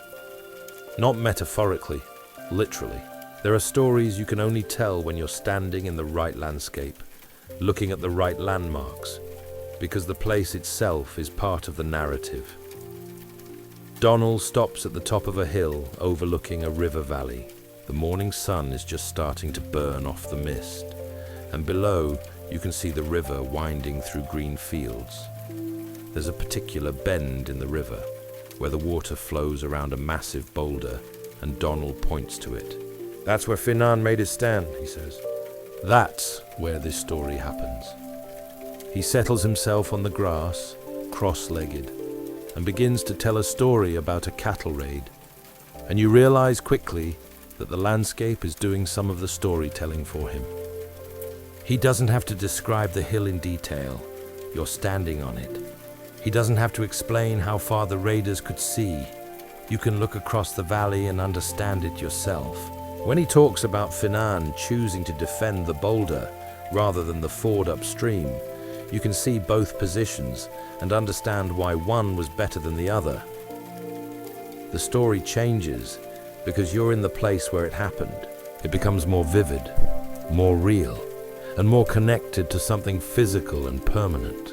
You can imagine Finan standing exactly where that boulder stands, making his choice, and the land itself vouches for the truth of the story in a way that words alone never could. Donald finishes the tale, and you continue walking. He tells you that he learned this story from his teacher, who learned it from her teacher, who learned it from someone who actually knew Finan's grandson. The chain of transmission goes back almost to the event itself, and part of what's been transmitted is the knowledge that this story belongs to this place. If I told you this story while we were somewhere else, Donald explains, it would just be a story. But here, with the land to witness it, it becomes history. You pass through a forest, and near a clearing, Donald stops again. This time the story is older, more mythological. It's about one of the gods, Lug, the many-skilled one, and it involves a challenge, a transformation, and a lesson about humility. But what makes it powerful is that Donald tells you to look at a specific tree, an ancient oak that must be hundreds of years old, and he says, "That's the tree where it happened." Probably it isn't, not literally. Probably the original tree, if there even was one, is long dead. But the story has become attached to this tree, and now this tree serves as an anchor point for the narrative, a physical reminder of the story's presence in the world. You meet people as you travel, and many of them know Donald's stories, or versions of them. A farmer mentions the tale about Finan at the boulder, and his version is slightly different from Donald's. In his telling, Finan had 4 warriors with him instead of 3, and the fight lasted into the next day. Donald doesn't correct him. This isn't about perfect accuracy, it's about living tradition. And different tellers emphasize different aspects depending on what matters to their audience. But the boulder remains the boulder. The landscape doesn't change, and as long as that landmark exists, the story has a home, a physical location in the world that keeps it from floating away into complete abstraction. You climb another hill, this one with a cluster of standing stones near the summit. These stones are old, nobody knows exactly how old, and they're covered with lichen and worn smooth by weather. Donald doesn't tell a story here. Instead, he sings. It's a praise poem for the sun, full of metaphors comparing the sun to gold, to a wheel of fire, and to the eye of heaven. And as he sings it, the morning light hits the standing stones in a way that makes them glow, briefly, their gray surfaces turning warm and golden. The song belongs here, he explains later. It's a dawn song, meant to be performed on hilltops as the sun rises, and while you could sing it anywhere, it's supposed to be sung inside of these stones, or stones like them, places where the barrier between the ordinary world and the other world grows thin. You begin to understand that the Celtic landscape is saturated with story. Every river has its tales, every mountain has its legends, every unusual rock formation or ancient tree is potentially the setting for a narrative. The bards move through this story-soaked landscape like guides, knowing which tales connect to which places, keeping the relationship between land and narrative alive. Some places have multiple stories attached to them, layers of narrative built up over generations. There's a well you visit where Donald knows at least 7 different stories. 3 about saints who blessed the water, 2 about heroes who drank from it before battle, 1 about a woman who found treasure nearby, and 1 about a supernatural creature that supposedly guards it. He doesn't tell all 7. He chooses the one about the warrior going to battle because you're traveling with a young man who's about to join his first cattle raid, and that's the story that will mean something to him right now. The stories aren't just decorating the landscape, they're teaching people how to read it. When Donald tells you about a particular valley being cursed because of an ancient betrayal, he's not just entertaining you, he's explaining why nobody tries to farm there, why the grass always seems sparse, and why travelers avoid it after dark. The story functions as practical information wrapped in narrative form. You camp one night beside a lake, and as the sun sets, turning the water bronze, and then silver, and then black, Donald tells a story about a city that once stood here, drowned by the gods as punishment for some long-forgotten transgression. You know it's probably not literally true. Lakes don't work that way. But as you look out across the dark water, you feel the story settling into the landscape, becoming part of how you'll remember this place. And that's exactly what's supposed to happen. The story is a way of marking the place in memory, of making it significant, of ensuring that people remember it, and perhaps remember to be cautious around deep water, and to think about the consequences of hubris. The next morning you continue walking, and you realize that every place you pass has already been marked by story, has already been made meaningful by the narratives that cling to it like morning mist. Donald knows hundreds of these place-based tales, and there are bards all across the Celtic lands who know hundreds more, each one tying a piece of narrative to a piece of landscape, creating a web of meaning that covers the entire territory. When you finally return to the settlement, you look at it differently. That old oak near the chief's hall, what stories belong to it? That stream running past the cattle pens, what tales have been told about it? The land is no longer neutral ground. It's alive with narrative, thick with stories that have nowhere else to live except in the memories of the bards and the permanence of the landscape itself. You're observing a legal dispute now, watching how bards function not just as entertainers but as living law books. Two families are arguing over the ownership of a cow, a valuable animal, well bred, and the pride of someone's herd, until its ownership became confused during a complicated series of trades and marriages. The chief could simply make a decision, but instead he's called for the bard, because the bard knows the legal precedents, knows the genealogies of both families, and knows what happened in similar disputes going back generations. The bard's name is Seosam, and he's elderly, perhaps 70, walking with a stick, but still sharp-minded and commanding respect. Seosam listens to both sides of the dispute. He asks questions about the cow's mother, about the trades that were made, and about the marriages that complicated the ownership. People keep trying to simplify things, to just state their claim, but he makes them slow down and makes them give details, because the details matter. Then he sits silent for a long moment, thinking.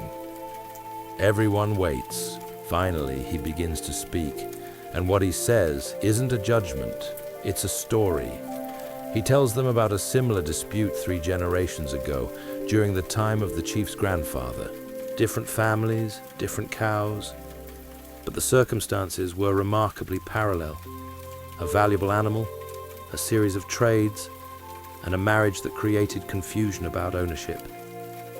He recites the details of that older case with absolute precision, the names of the people involved, the exact nature of the trades, and the decision that was made. In that older case, the cow went to the family that could prove they'd provided fodder for it through the winter. The logic was that whoever bore the cost of keeping the animal alive had demonstrated ownership through action, not just words. Seosam stops speaking and looks at the two families. Everyone understands what he's done. He hasn't made the decision. The chief will still do that. But he's provided the legal precedent, the traditional framework for thinking about this kind of problem. He's essentially said, here's how we've handled this before. Here's what our ancestors considered important. The chief asks both families about fodder. Turns out one family can prove they fed the cow through the recent winter, and the other cannot. The decision becomes obvious. The cow goes to the family that provided the fodder, and nobody can complain that the judgment was arbitrary or unfair, because it follows tradition, follows precedent, and follows the wisdom of previous generations. You realize that this is a huge part of what bards do. They're not just remembering stories for entertainment. They're remembering the entire legal and ethical framework of their society. Without writing, without law books, without any external reference, the bard's memory is what keeps the legal system consistent and fair. Later, you ask Seosama how many legal precedents he knows. He thinks for a moment, then shrugs. Impossible to count, he says. 100, 200, they overlap, you understand. The same precedent might apply to disputes about cattle or land boundaries or marriage contracts, depending on the specifics. He explains that learning legal precedents was one of the hardest parts of his training. Entertainment stories have natural hooks. They're exciting, memorable, and full of vivid details. But legal precedents are often dry, focused on technical details rather than emotional impact.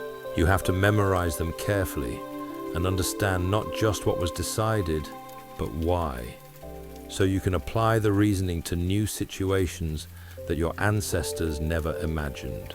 That afternoon, you watch Seosam perform a different function. He composes and performs a praise poem for the chief. This is a public event, performed in the Great Hall with most of the settlement in attendance, because praise poetry is serious business in Celtic culture. The poem Seosam has composed is about 20 minutes long, and it's dense with allusion and metaphor. He praises the chief's generosity, comparing him to legendary gift-givers of the past. He praises the chief's justice, referencing specific decisions the chief has made and comparing them to wise judgments from history. He praises the chief's courage, mentioning a border skirmish from last year and comparing the chief's tactical decisions to those of famous warriors. What you notice is that Seo Sam is doing more than just flattering the chief. He's defining what the chief is supposed to be, holding up an ideal and suggesting that the chief is meeting it. The praise isn't just "you're wonderful," it's "you're wonderful in these specific ways, for these specific reasons, and here's how you compare to the great leaders of the past." And there's an implied threat in this, which everyone in the hall understands. Seo Sam can compose praise poetry, but he can also compose satire. If the chief starts failing to live up to these ideals, if he becomes stingy instead of generous, unjust instead of fair, cowardly instead of brave, Seo Sama could compose a poem that says so, and that poem would damage the chief's reputation far more effectively than any direct criticism. Bards have destroyed rulers this way. You've heard stories about it. A king who offended a bard and found himself the subject of a devastating satire that spread across the entire territory. Within a year, the king's authority was undermined so completely that he had to step down. Words, it turns out, are as powerful as swords, and sometimes more so. The praise poem finishes, and the chief gives Seo Sam a generous gift, a fine cloak and a silver brooch. This isn't optional. A chief who receives a praise poem and doesn't reward it appropriately will quickly find that no bard wants to praise him. And a chief without bardic support is a chief whose legitimacy is in question. You spend the evening thinking about the relationship between bards and political power. The bards aren't rulers, but they're not exactly subordinate either. They exist in a strange position, both inside and outside the political hierarchy, essential to it but also capable of criticizing it, supporting it, but also holding it accountable. A young bard in training asks Seo Sam about this later, and he answers carefully. A chief has power over things, land, cattle, people. A bard has power over meaning. We decide what gets remembered and how it gets remembered. We shape reputation. We define what counts as honorable or shameful. That's not the same as political power, but it's not nothing either. He pauses, staring into the fire. The trick is to use that power responsibly, to remember that we serve the truth, not just whoever's paying us, to preserve what deserves preserving, and to critique what deserves critique. It's a difficult balance, and not every bard manages it. The fire pops, sending up sparks, and you watch them rise and fade. You're thinking about how much trust has been placed in these bards, these walking repositories of lore and story and praise and satire. The entire structure of Celtic society depends on them being honest, being accurate, and being willing to speak truth, even when it's inconvenient. And mostly, it seems, they are.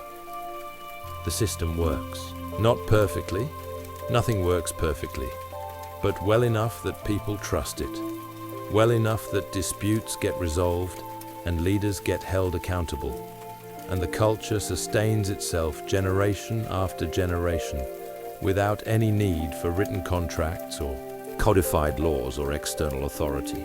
Everything runs on memory, reputation, and the shared agreement that the bards are trustworthy keepers of tradition. You're spending a winter in a great hall, watching how the rhythm of communal life shapes and is shaped by bardic performance. This is where oral tradition really lives, not in formal performances at great gatherings, but in the everyday flow of story and song that fills the long dark evenings when there's nothing to do but sit by the fire and entertain each other. The hall belongs to a minor chief named Cathal, and it houses his extended family, about 40 people in total, plus occasional visitors. During the day, people are out doing whatever work needs doing, tending animals, repairing equipment, processing food, and crafting tools. But when the sun sets early in these winter months, Everyone gathers inside around the central hearth, and the evening entertainment begins. It's not always formal.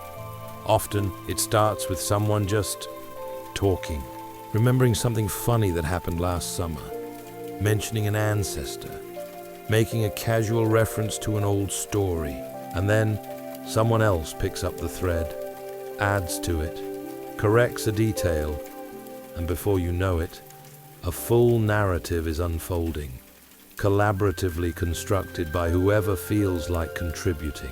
You watch a story about Cathal's great-grandfather emerge this way. Someone mentions that the old man once walked all the way to the coast, a journey of 3 days, to see the ocean, which he'd never seen before. Someone else remembers that he brought back salt, a valuable commodity. A third person adds that he nearly died on the way back when a storm caught him in the hills. A fourth person corrects this. It wasn't a storm, it was a fever, and he recovered because a hermit gave him medicine.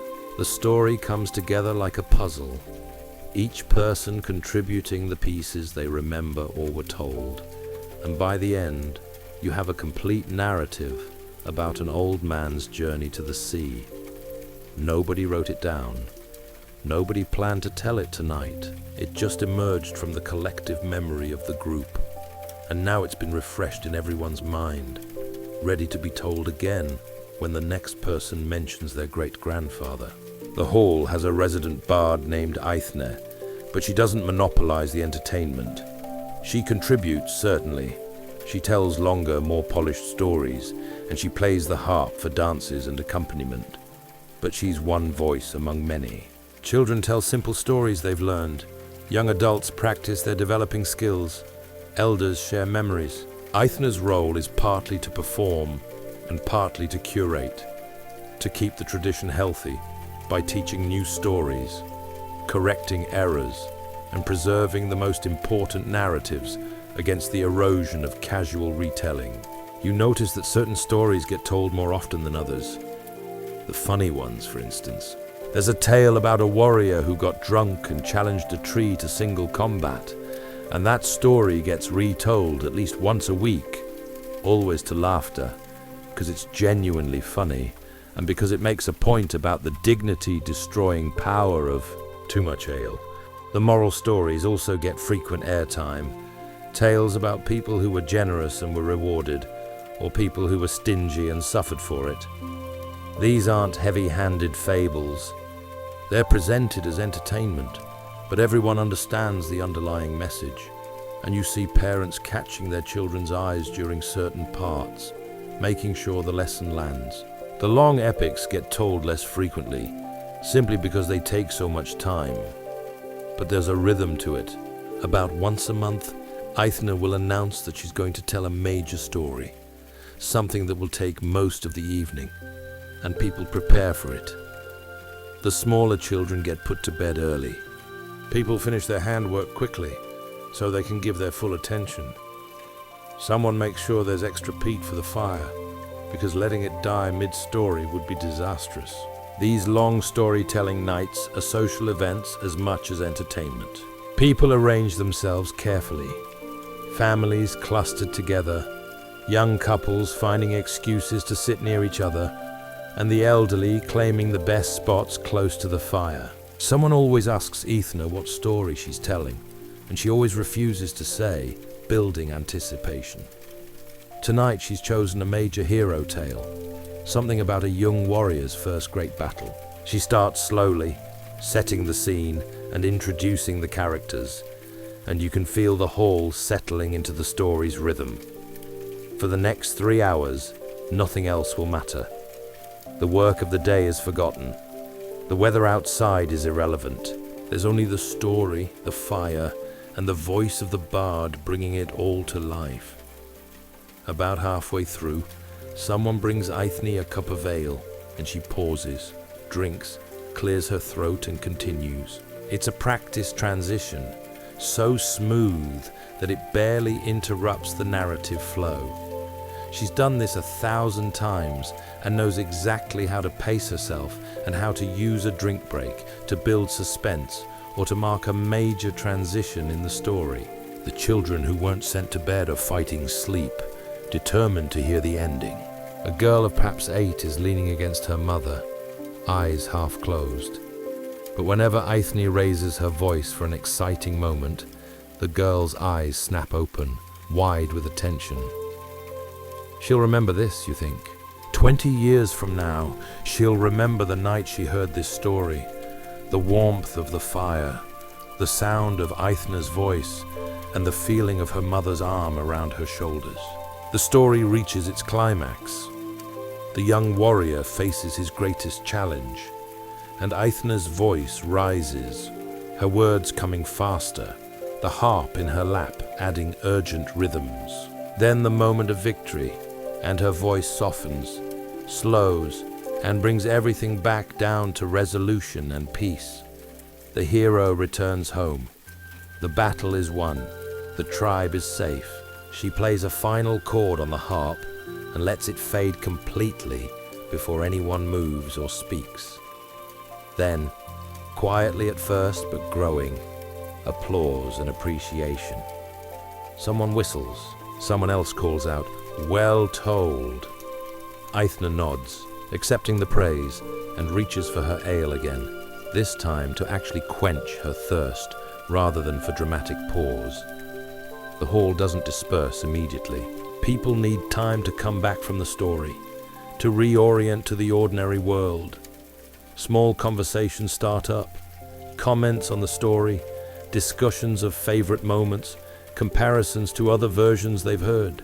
Eithne participates in these conversations, answering questions, clarifying details, and sometimes revealing bits of the story's history or variations she's heard from other bards.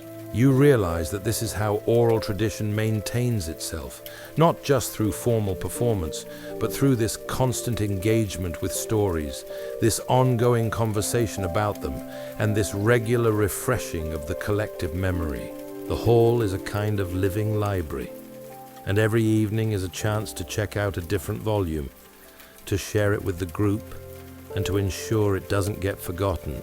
As people finally begin to drift toward their sleeping spaces, you hear a young boy asking his father about part of the story he didn't understand. The father explains patiently, relating it to something the boy already knows, helping him fit this new story into his growing understanding of his culture's narrative world. This, you think, is how it works. This is how stories stay alive without writing. The hall provides the space. The bard provides the expertise. The community provides the attention and the collective memory. And together, they keep the culture alive, passing it forward one story at a time, one evening at a time, year after year, generation after generation. You're sitting with an aging bard named Breck, and he's telling you about the stories that are dying, the ones that won't survive his generation. It's a melancholy conversation, but he's matter-of-fact about it, not sentimental. Every bard carries some stories that nobody else remembers, he explains. Either you learned something rare that didn't get passed on, or you're the last person who cares about a particular tale, or the story was always minor and there just aren't enough young bards interested in learning every minor thing. He tells you about a story he knows, a fairly long narrative about a dispute over fishing rights on a particular stretch of river. It's interesting enough, with good character development and a clever resolution, but it's also intensely local, relevant only to people who live near that specific river. Breck learned it 40 years ago from a bard who lived in that region, but he doesn't live there anymore, and none of his students have shown interest in learning it. When I die, Breck says, that story probably dies with me. Maybe someone else knows it, but if they do, I haven't met them in 20 years. You ask if this bothers him, and he shrugs. That's how oral tradition works. Not everything survives. Not everything should. Stories are like plants. The ones that serve a purpose keep growing, keep spreading. The ones that stop being useful eventually wither. That's natural. But then he contradicts himself slightly, adding, though I admit, There are a few stories I wish I could ensure survive. Not the fishing rights one. That can go. But there's a story about how Bridget taught the first healing. Well, you haven't earned that story yet. You learn that some stories are restricted, shared only with advanced students or with people who have demonstrated they'll treat them properly. These are often sacred stories, mythologies about the gods, or narratives that contain what might be called trade secrets, medicinal knowledge, strategic insights, and dangerous information. Breck has stories he's never told publicly, and will never tell publicly because they're not for public consumption. They're for initiates only, for people who have studied long enough to understand the context and the responsibility that comes with knowing certain things. The gods' stories aren't entertainment, he says. They're keys to understanding the world, and you don't hand keys to children. You wait until someone's ready. This makes you think about all the stories that must have been lost over the centuries. When a bard died unexpectedly, without having fully trained a successor, what went with them? When a tribe was wiped out in war or disease, what narratives vanished entirely? When social changes made certain stories irrelevant, how many just faded quietly away? Breck acknowledges all of this. We lose things, he admits. Every generation loses something. But we also create new stories, adapt old ones, and keep the tradition alive even as it changes. That's the trade-off. Oral tradition is living tradition.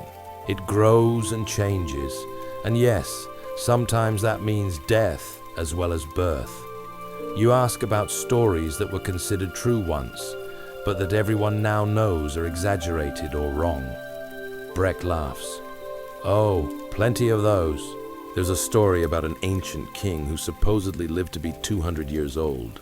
Nobody believes that anymore, but we still tell the story because it's not really about the number. It's about the fact that his reign was so influential, it felt like multiple lifetimes. The truth of the story, in other words, isn't always literal. Sometimes it's metaphorical, emotional, or cultural. A story can be true in the sense of capturing something real about human experience, even if the specific details are impossible or exaggerated. Breck tells you about a story that he knows has changed significantly over the generations. It's about a battle, and when he learned it, the hero died gloriously in single combat. But he's heard older versions where the hero actually survived and lived to old age. Somewhere along the way, someone decided the story was better with a heroic death, and that version caught on, replacing the older one. Is that corruption of the tradition or evolution of it? Breck asks rhetorically. I honestly don't know. The new version is more satisfying dramatically and more useful for teaching about courage. But it's not what actually happened. Assuming anything in the story actually happened, which is debatable to begin with. He's remarkably untroubled by this ambiguity. For Breck, the purpose of stories isn't always historical accuracy. It's cultural transmission, moral education, entertainment, and identity formation. If a story serves those purposes, it's doing its job, regardless of whether every detail is factual. But there are some stories where accuracy matters enormously, and those are guarded more carefully. Legal precedents, for instance, genealogies, treaties and agreements. These stories have real-world consequences, and if they drift too far from accuracy, people get hurt. That's where writing would be useful, Breck admits.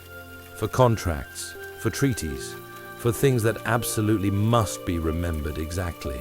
But we don't have it, so we compensate. We have multiple bards memorize the same legal precedent.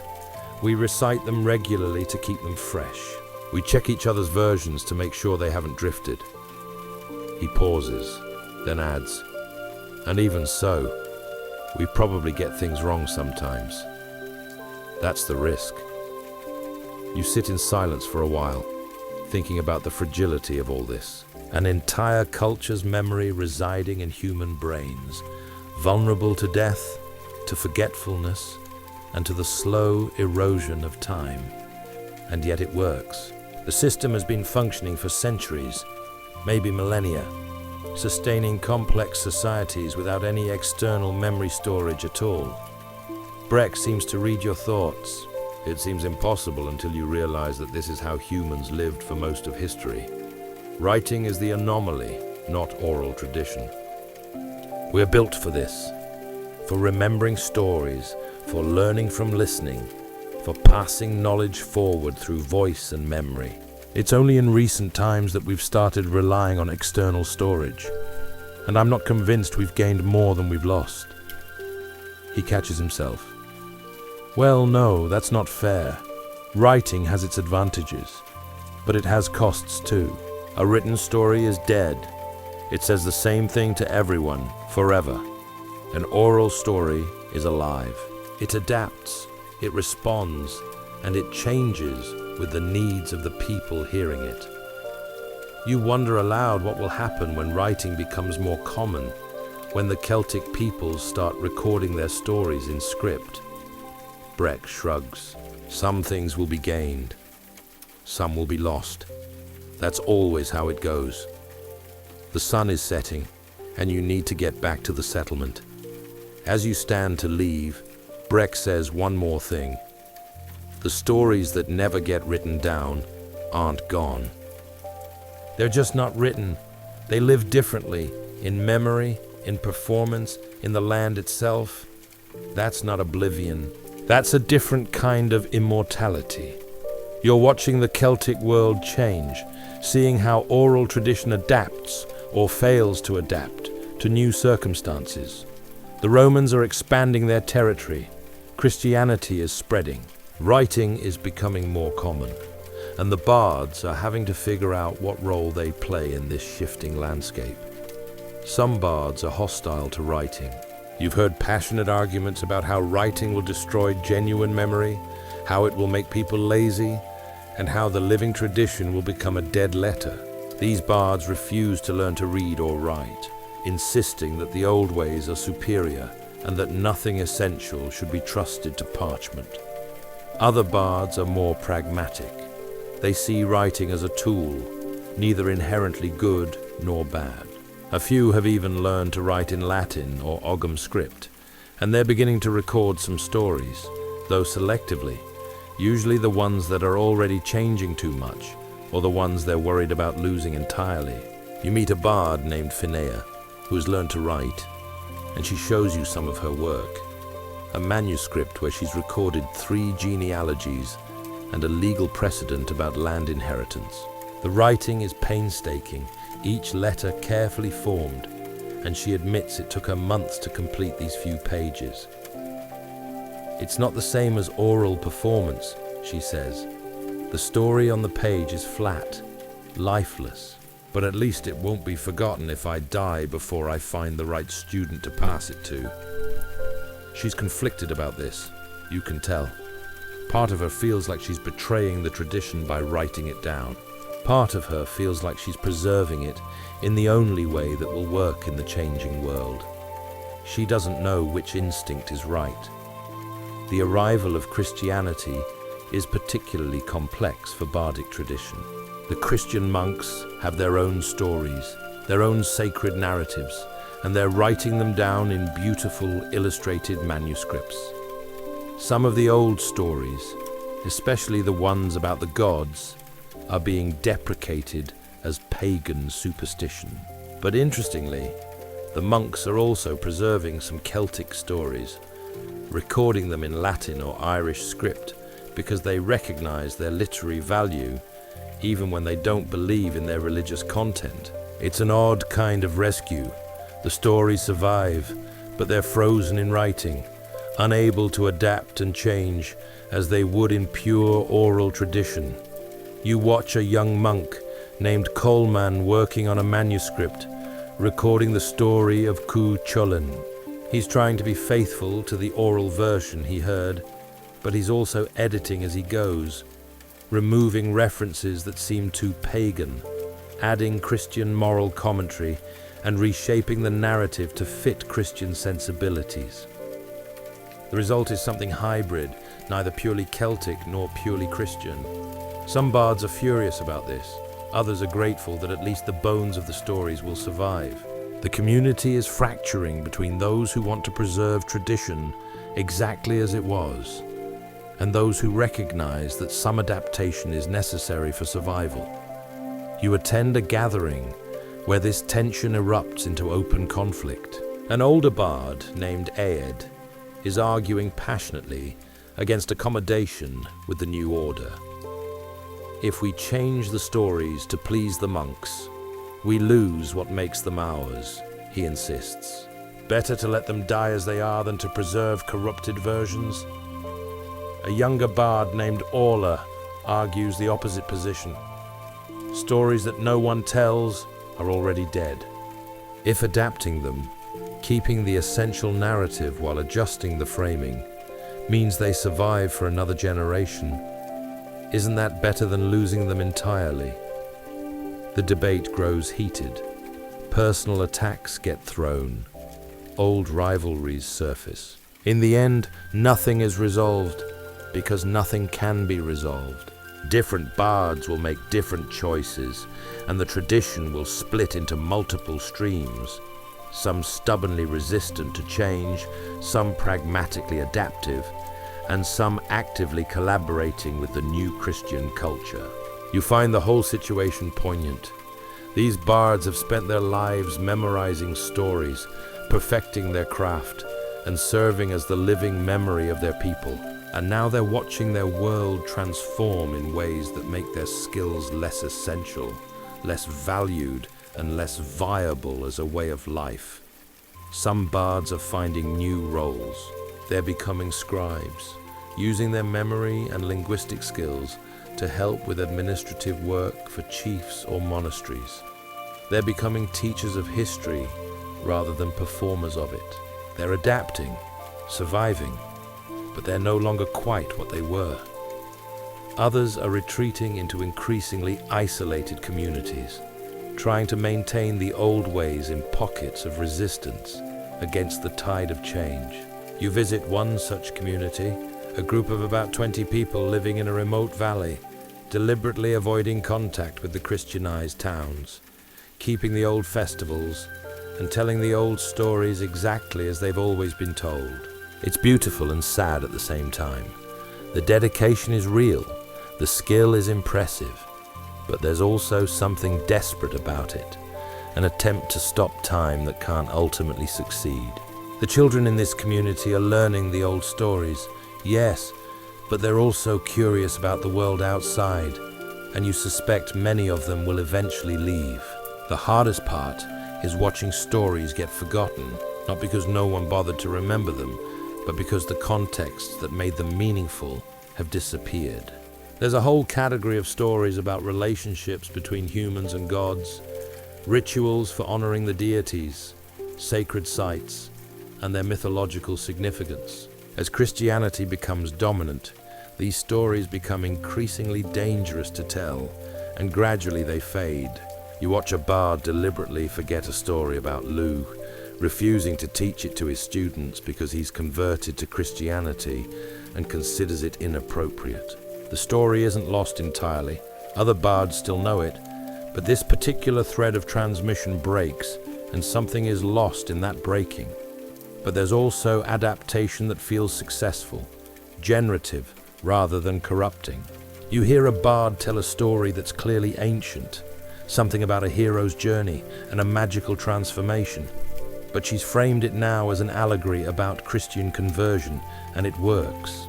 The story survives in a new form, speaking to a new audience, still carrying some essential truth, even though the religious packaging has changed. And some stories are proving remarkably resilient, surviving almost unchanged, even in the new world.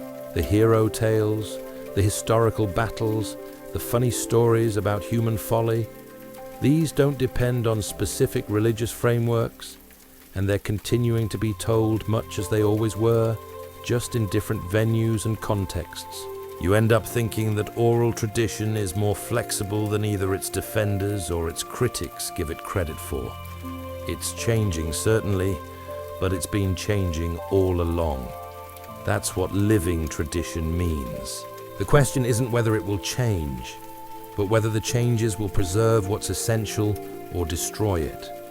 Nobody knows the answer yet. The transformation is still happening, still unfolding, and it won't be clear for generations what survived and what was lost. You're in a village 3 centuries later, and the professional bards are mostly gone, but their stories remain, transformed, fragmented, and democratized into folklore. The stories that once required years of training to learn properly are now told by grandmothers and farmers and craftspeople, simplified and localized, but still recognizably descended from the old tradition. You're listening to an old woman tell her grandchildren a story, and you recognize the bones of it. It's a hero tale you heard a trained bard perform 200 years ago. But this version is much shorter and much simpler. The hero's complex genealogy is gone. The political context is missing. The story has been worn smooth by generations of casual retelling, keeping only the most memorable parts. The hero's cleverness, the monster he defeated, and the happy ending. It's not worse exactly, it's different. The old bardic version was rich and complex, full of connections to other stories, and carefully balanced in its pacing and structure. This version is direct and accessible, told in simple language that children can easily follow, and focused on action and emotion rather than historical detail or moral complexity. The woman telling the story doesn't know she's preserving something ancient. For her, this is just a story her grandmother told her, which that grandmother learned from her grandmother, going back through time in an unbroken chain.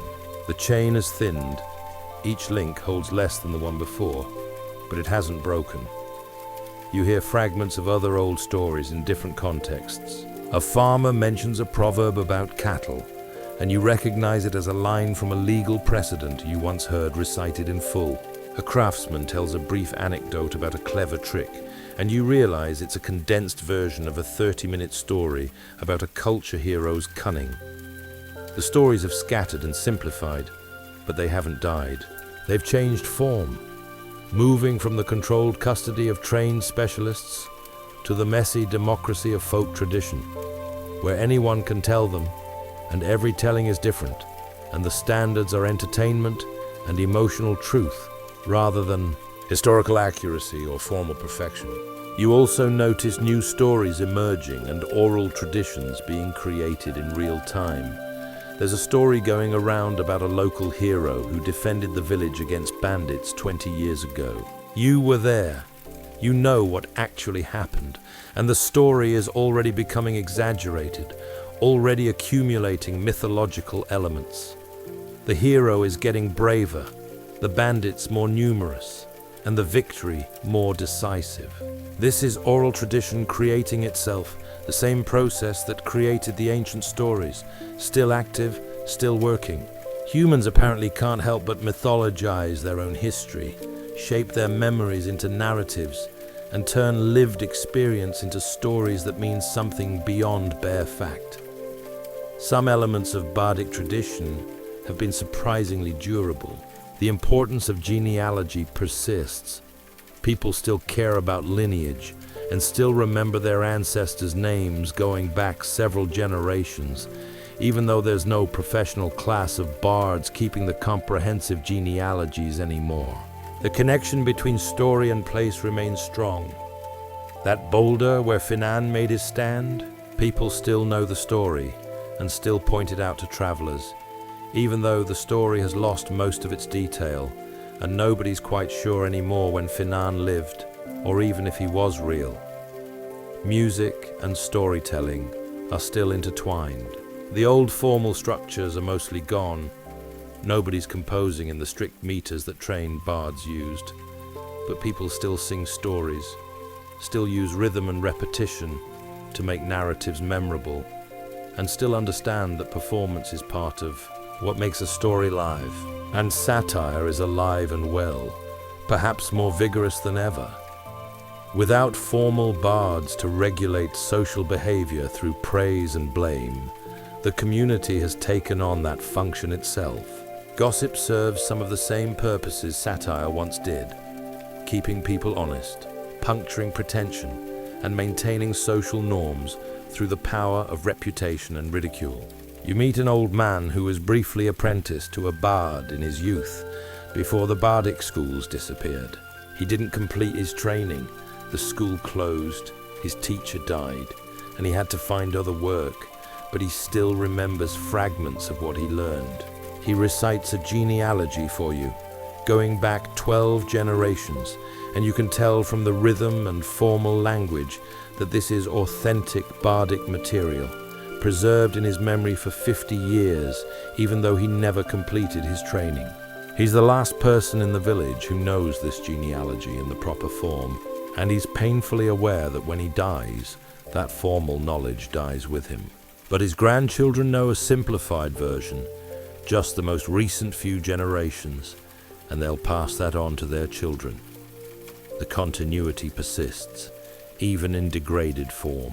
You spend an evening listening to people share stories around a fire, and you're struck by how much this looks like the old hall gatherings, even though nobody here is a trained bard.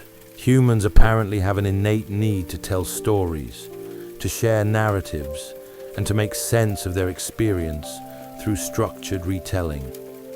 The professional bardic tradition may be gone, but the impulse it served remains. An old story survives if it continues to do useful work, if it entertains or teaches or binds the community or helps people make sense of their world.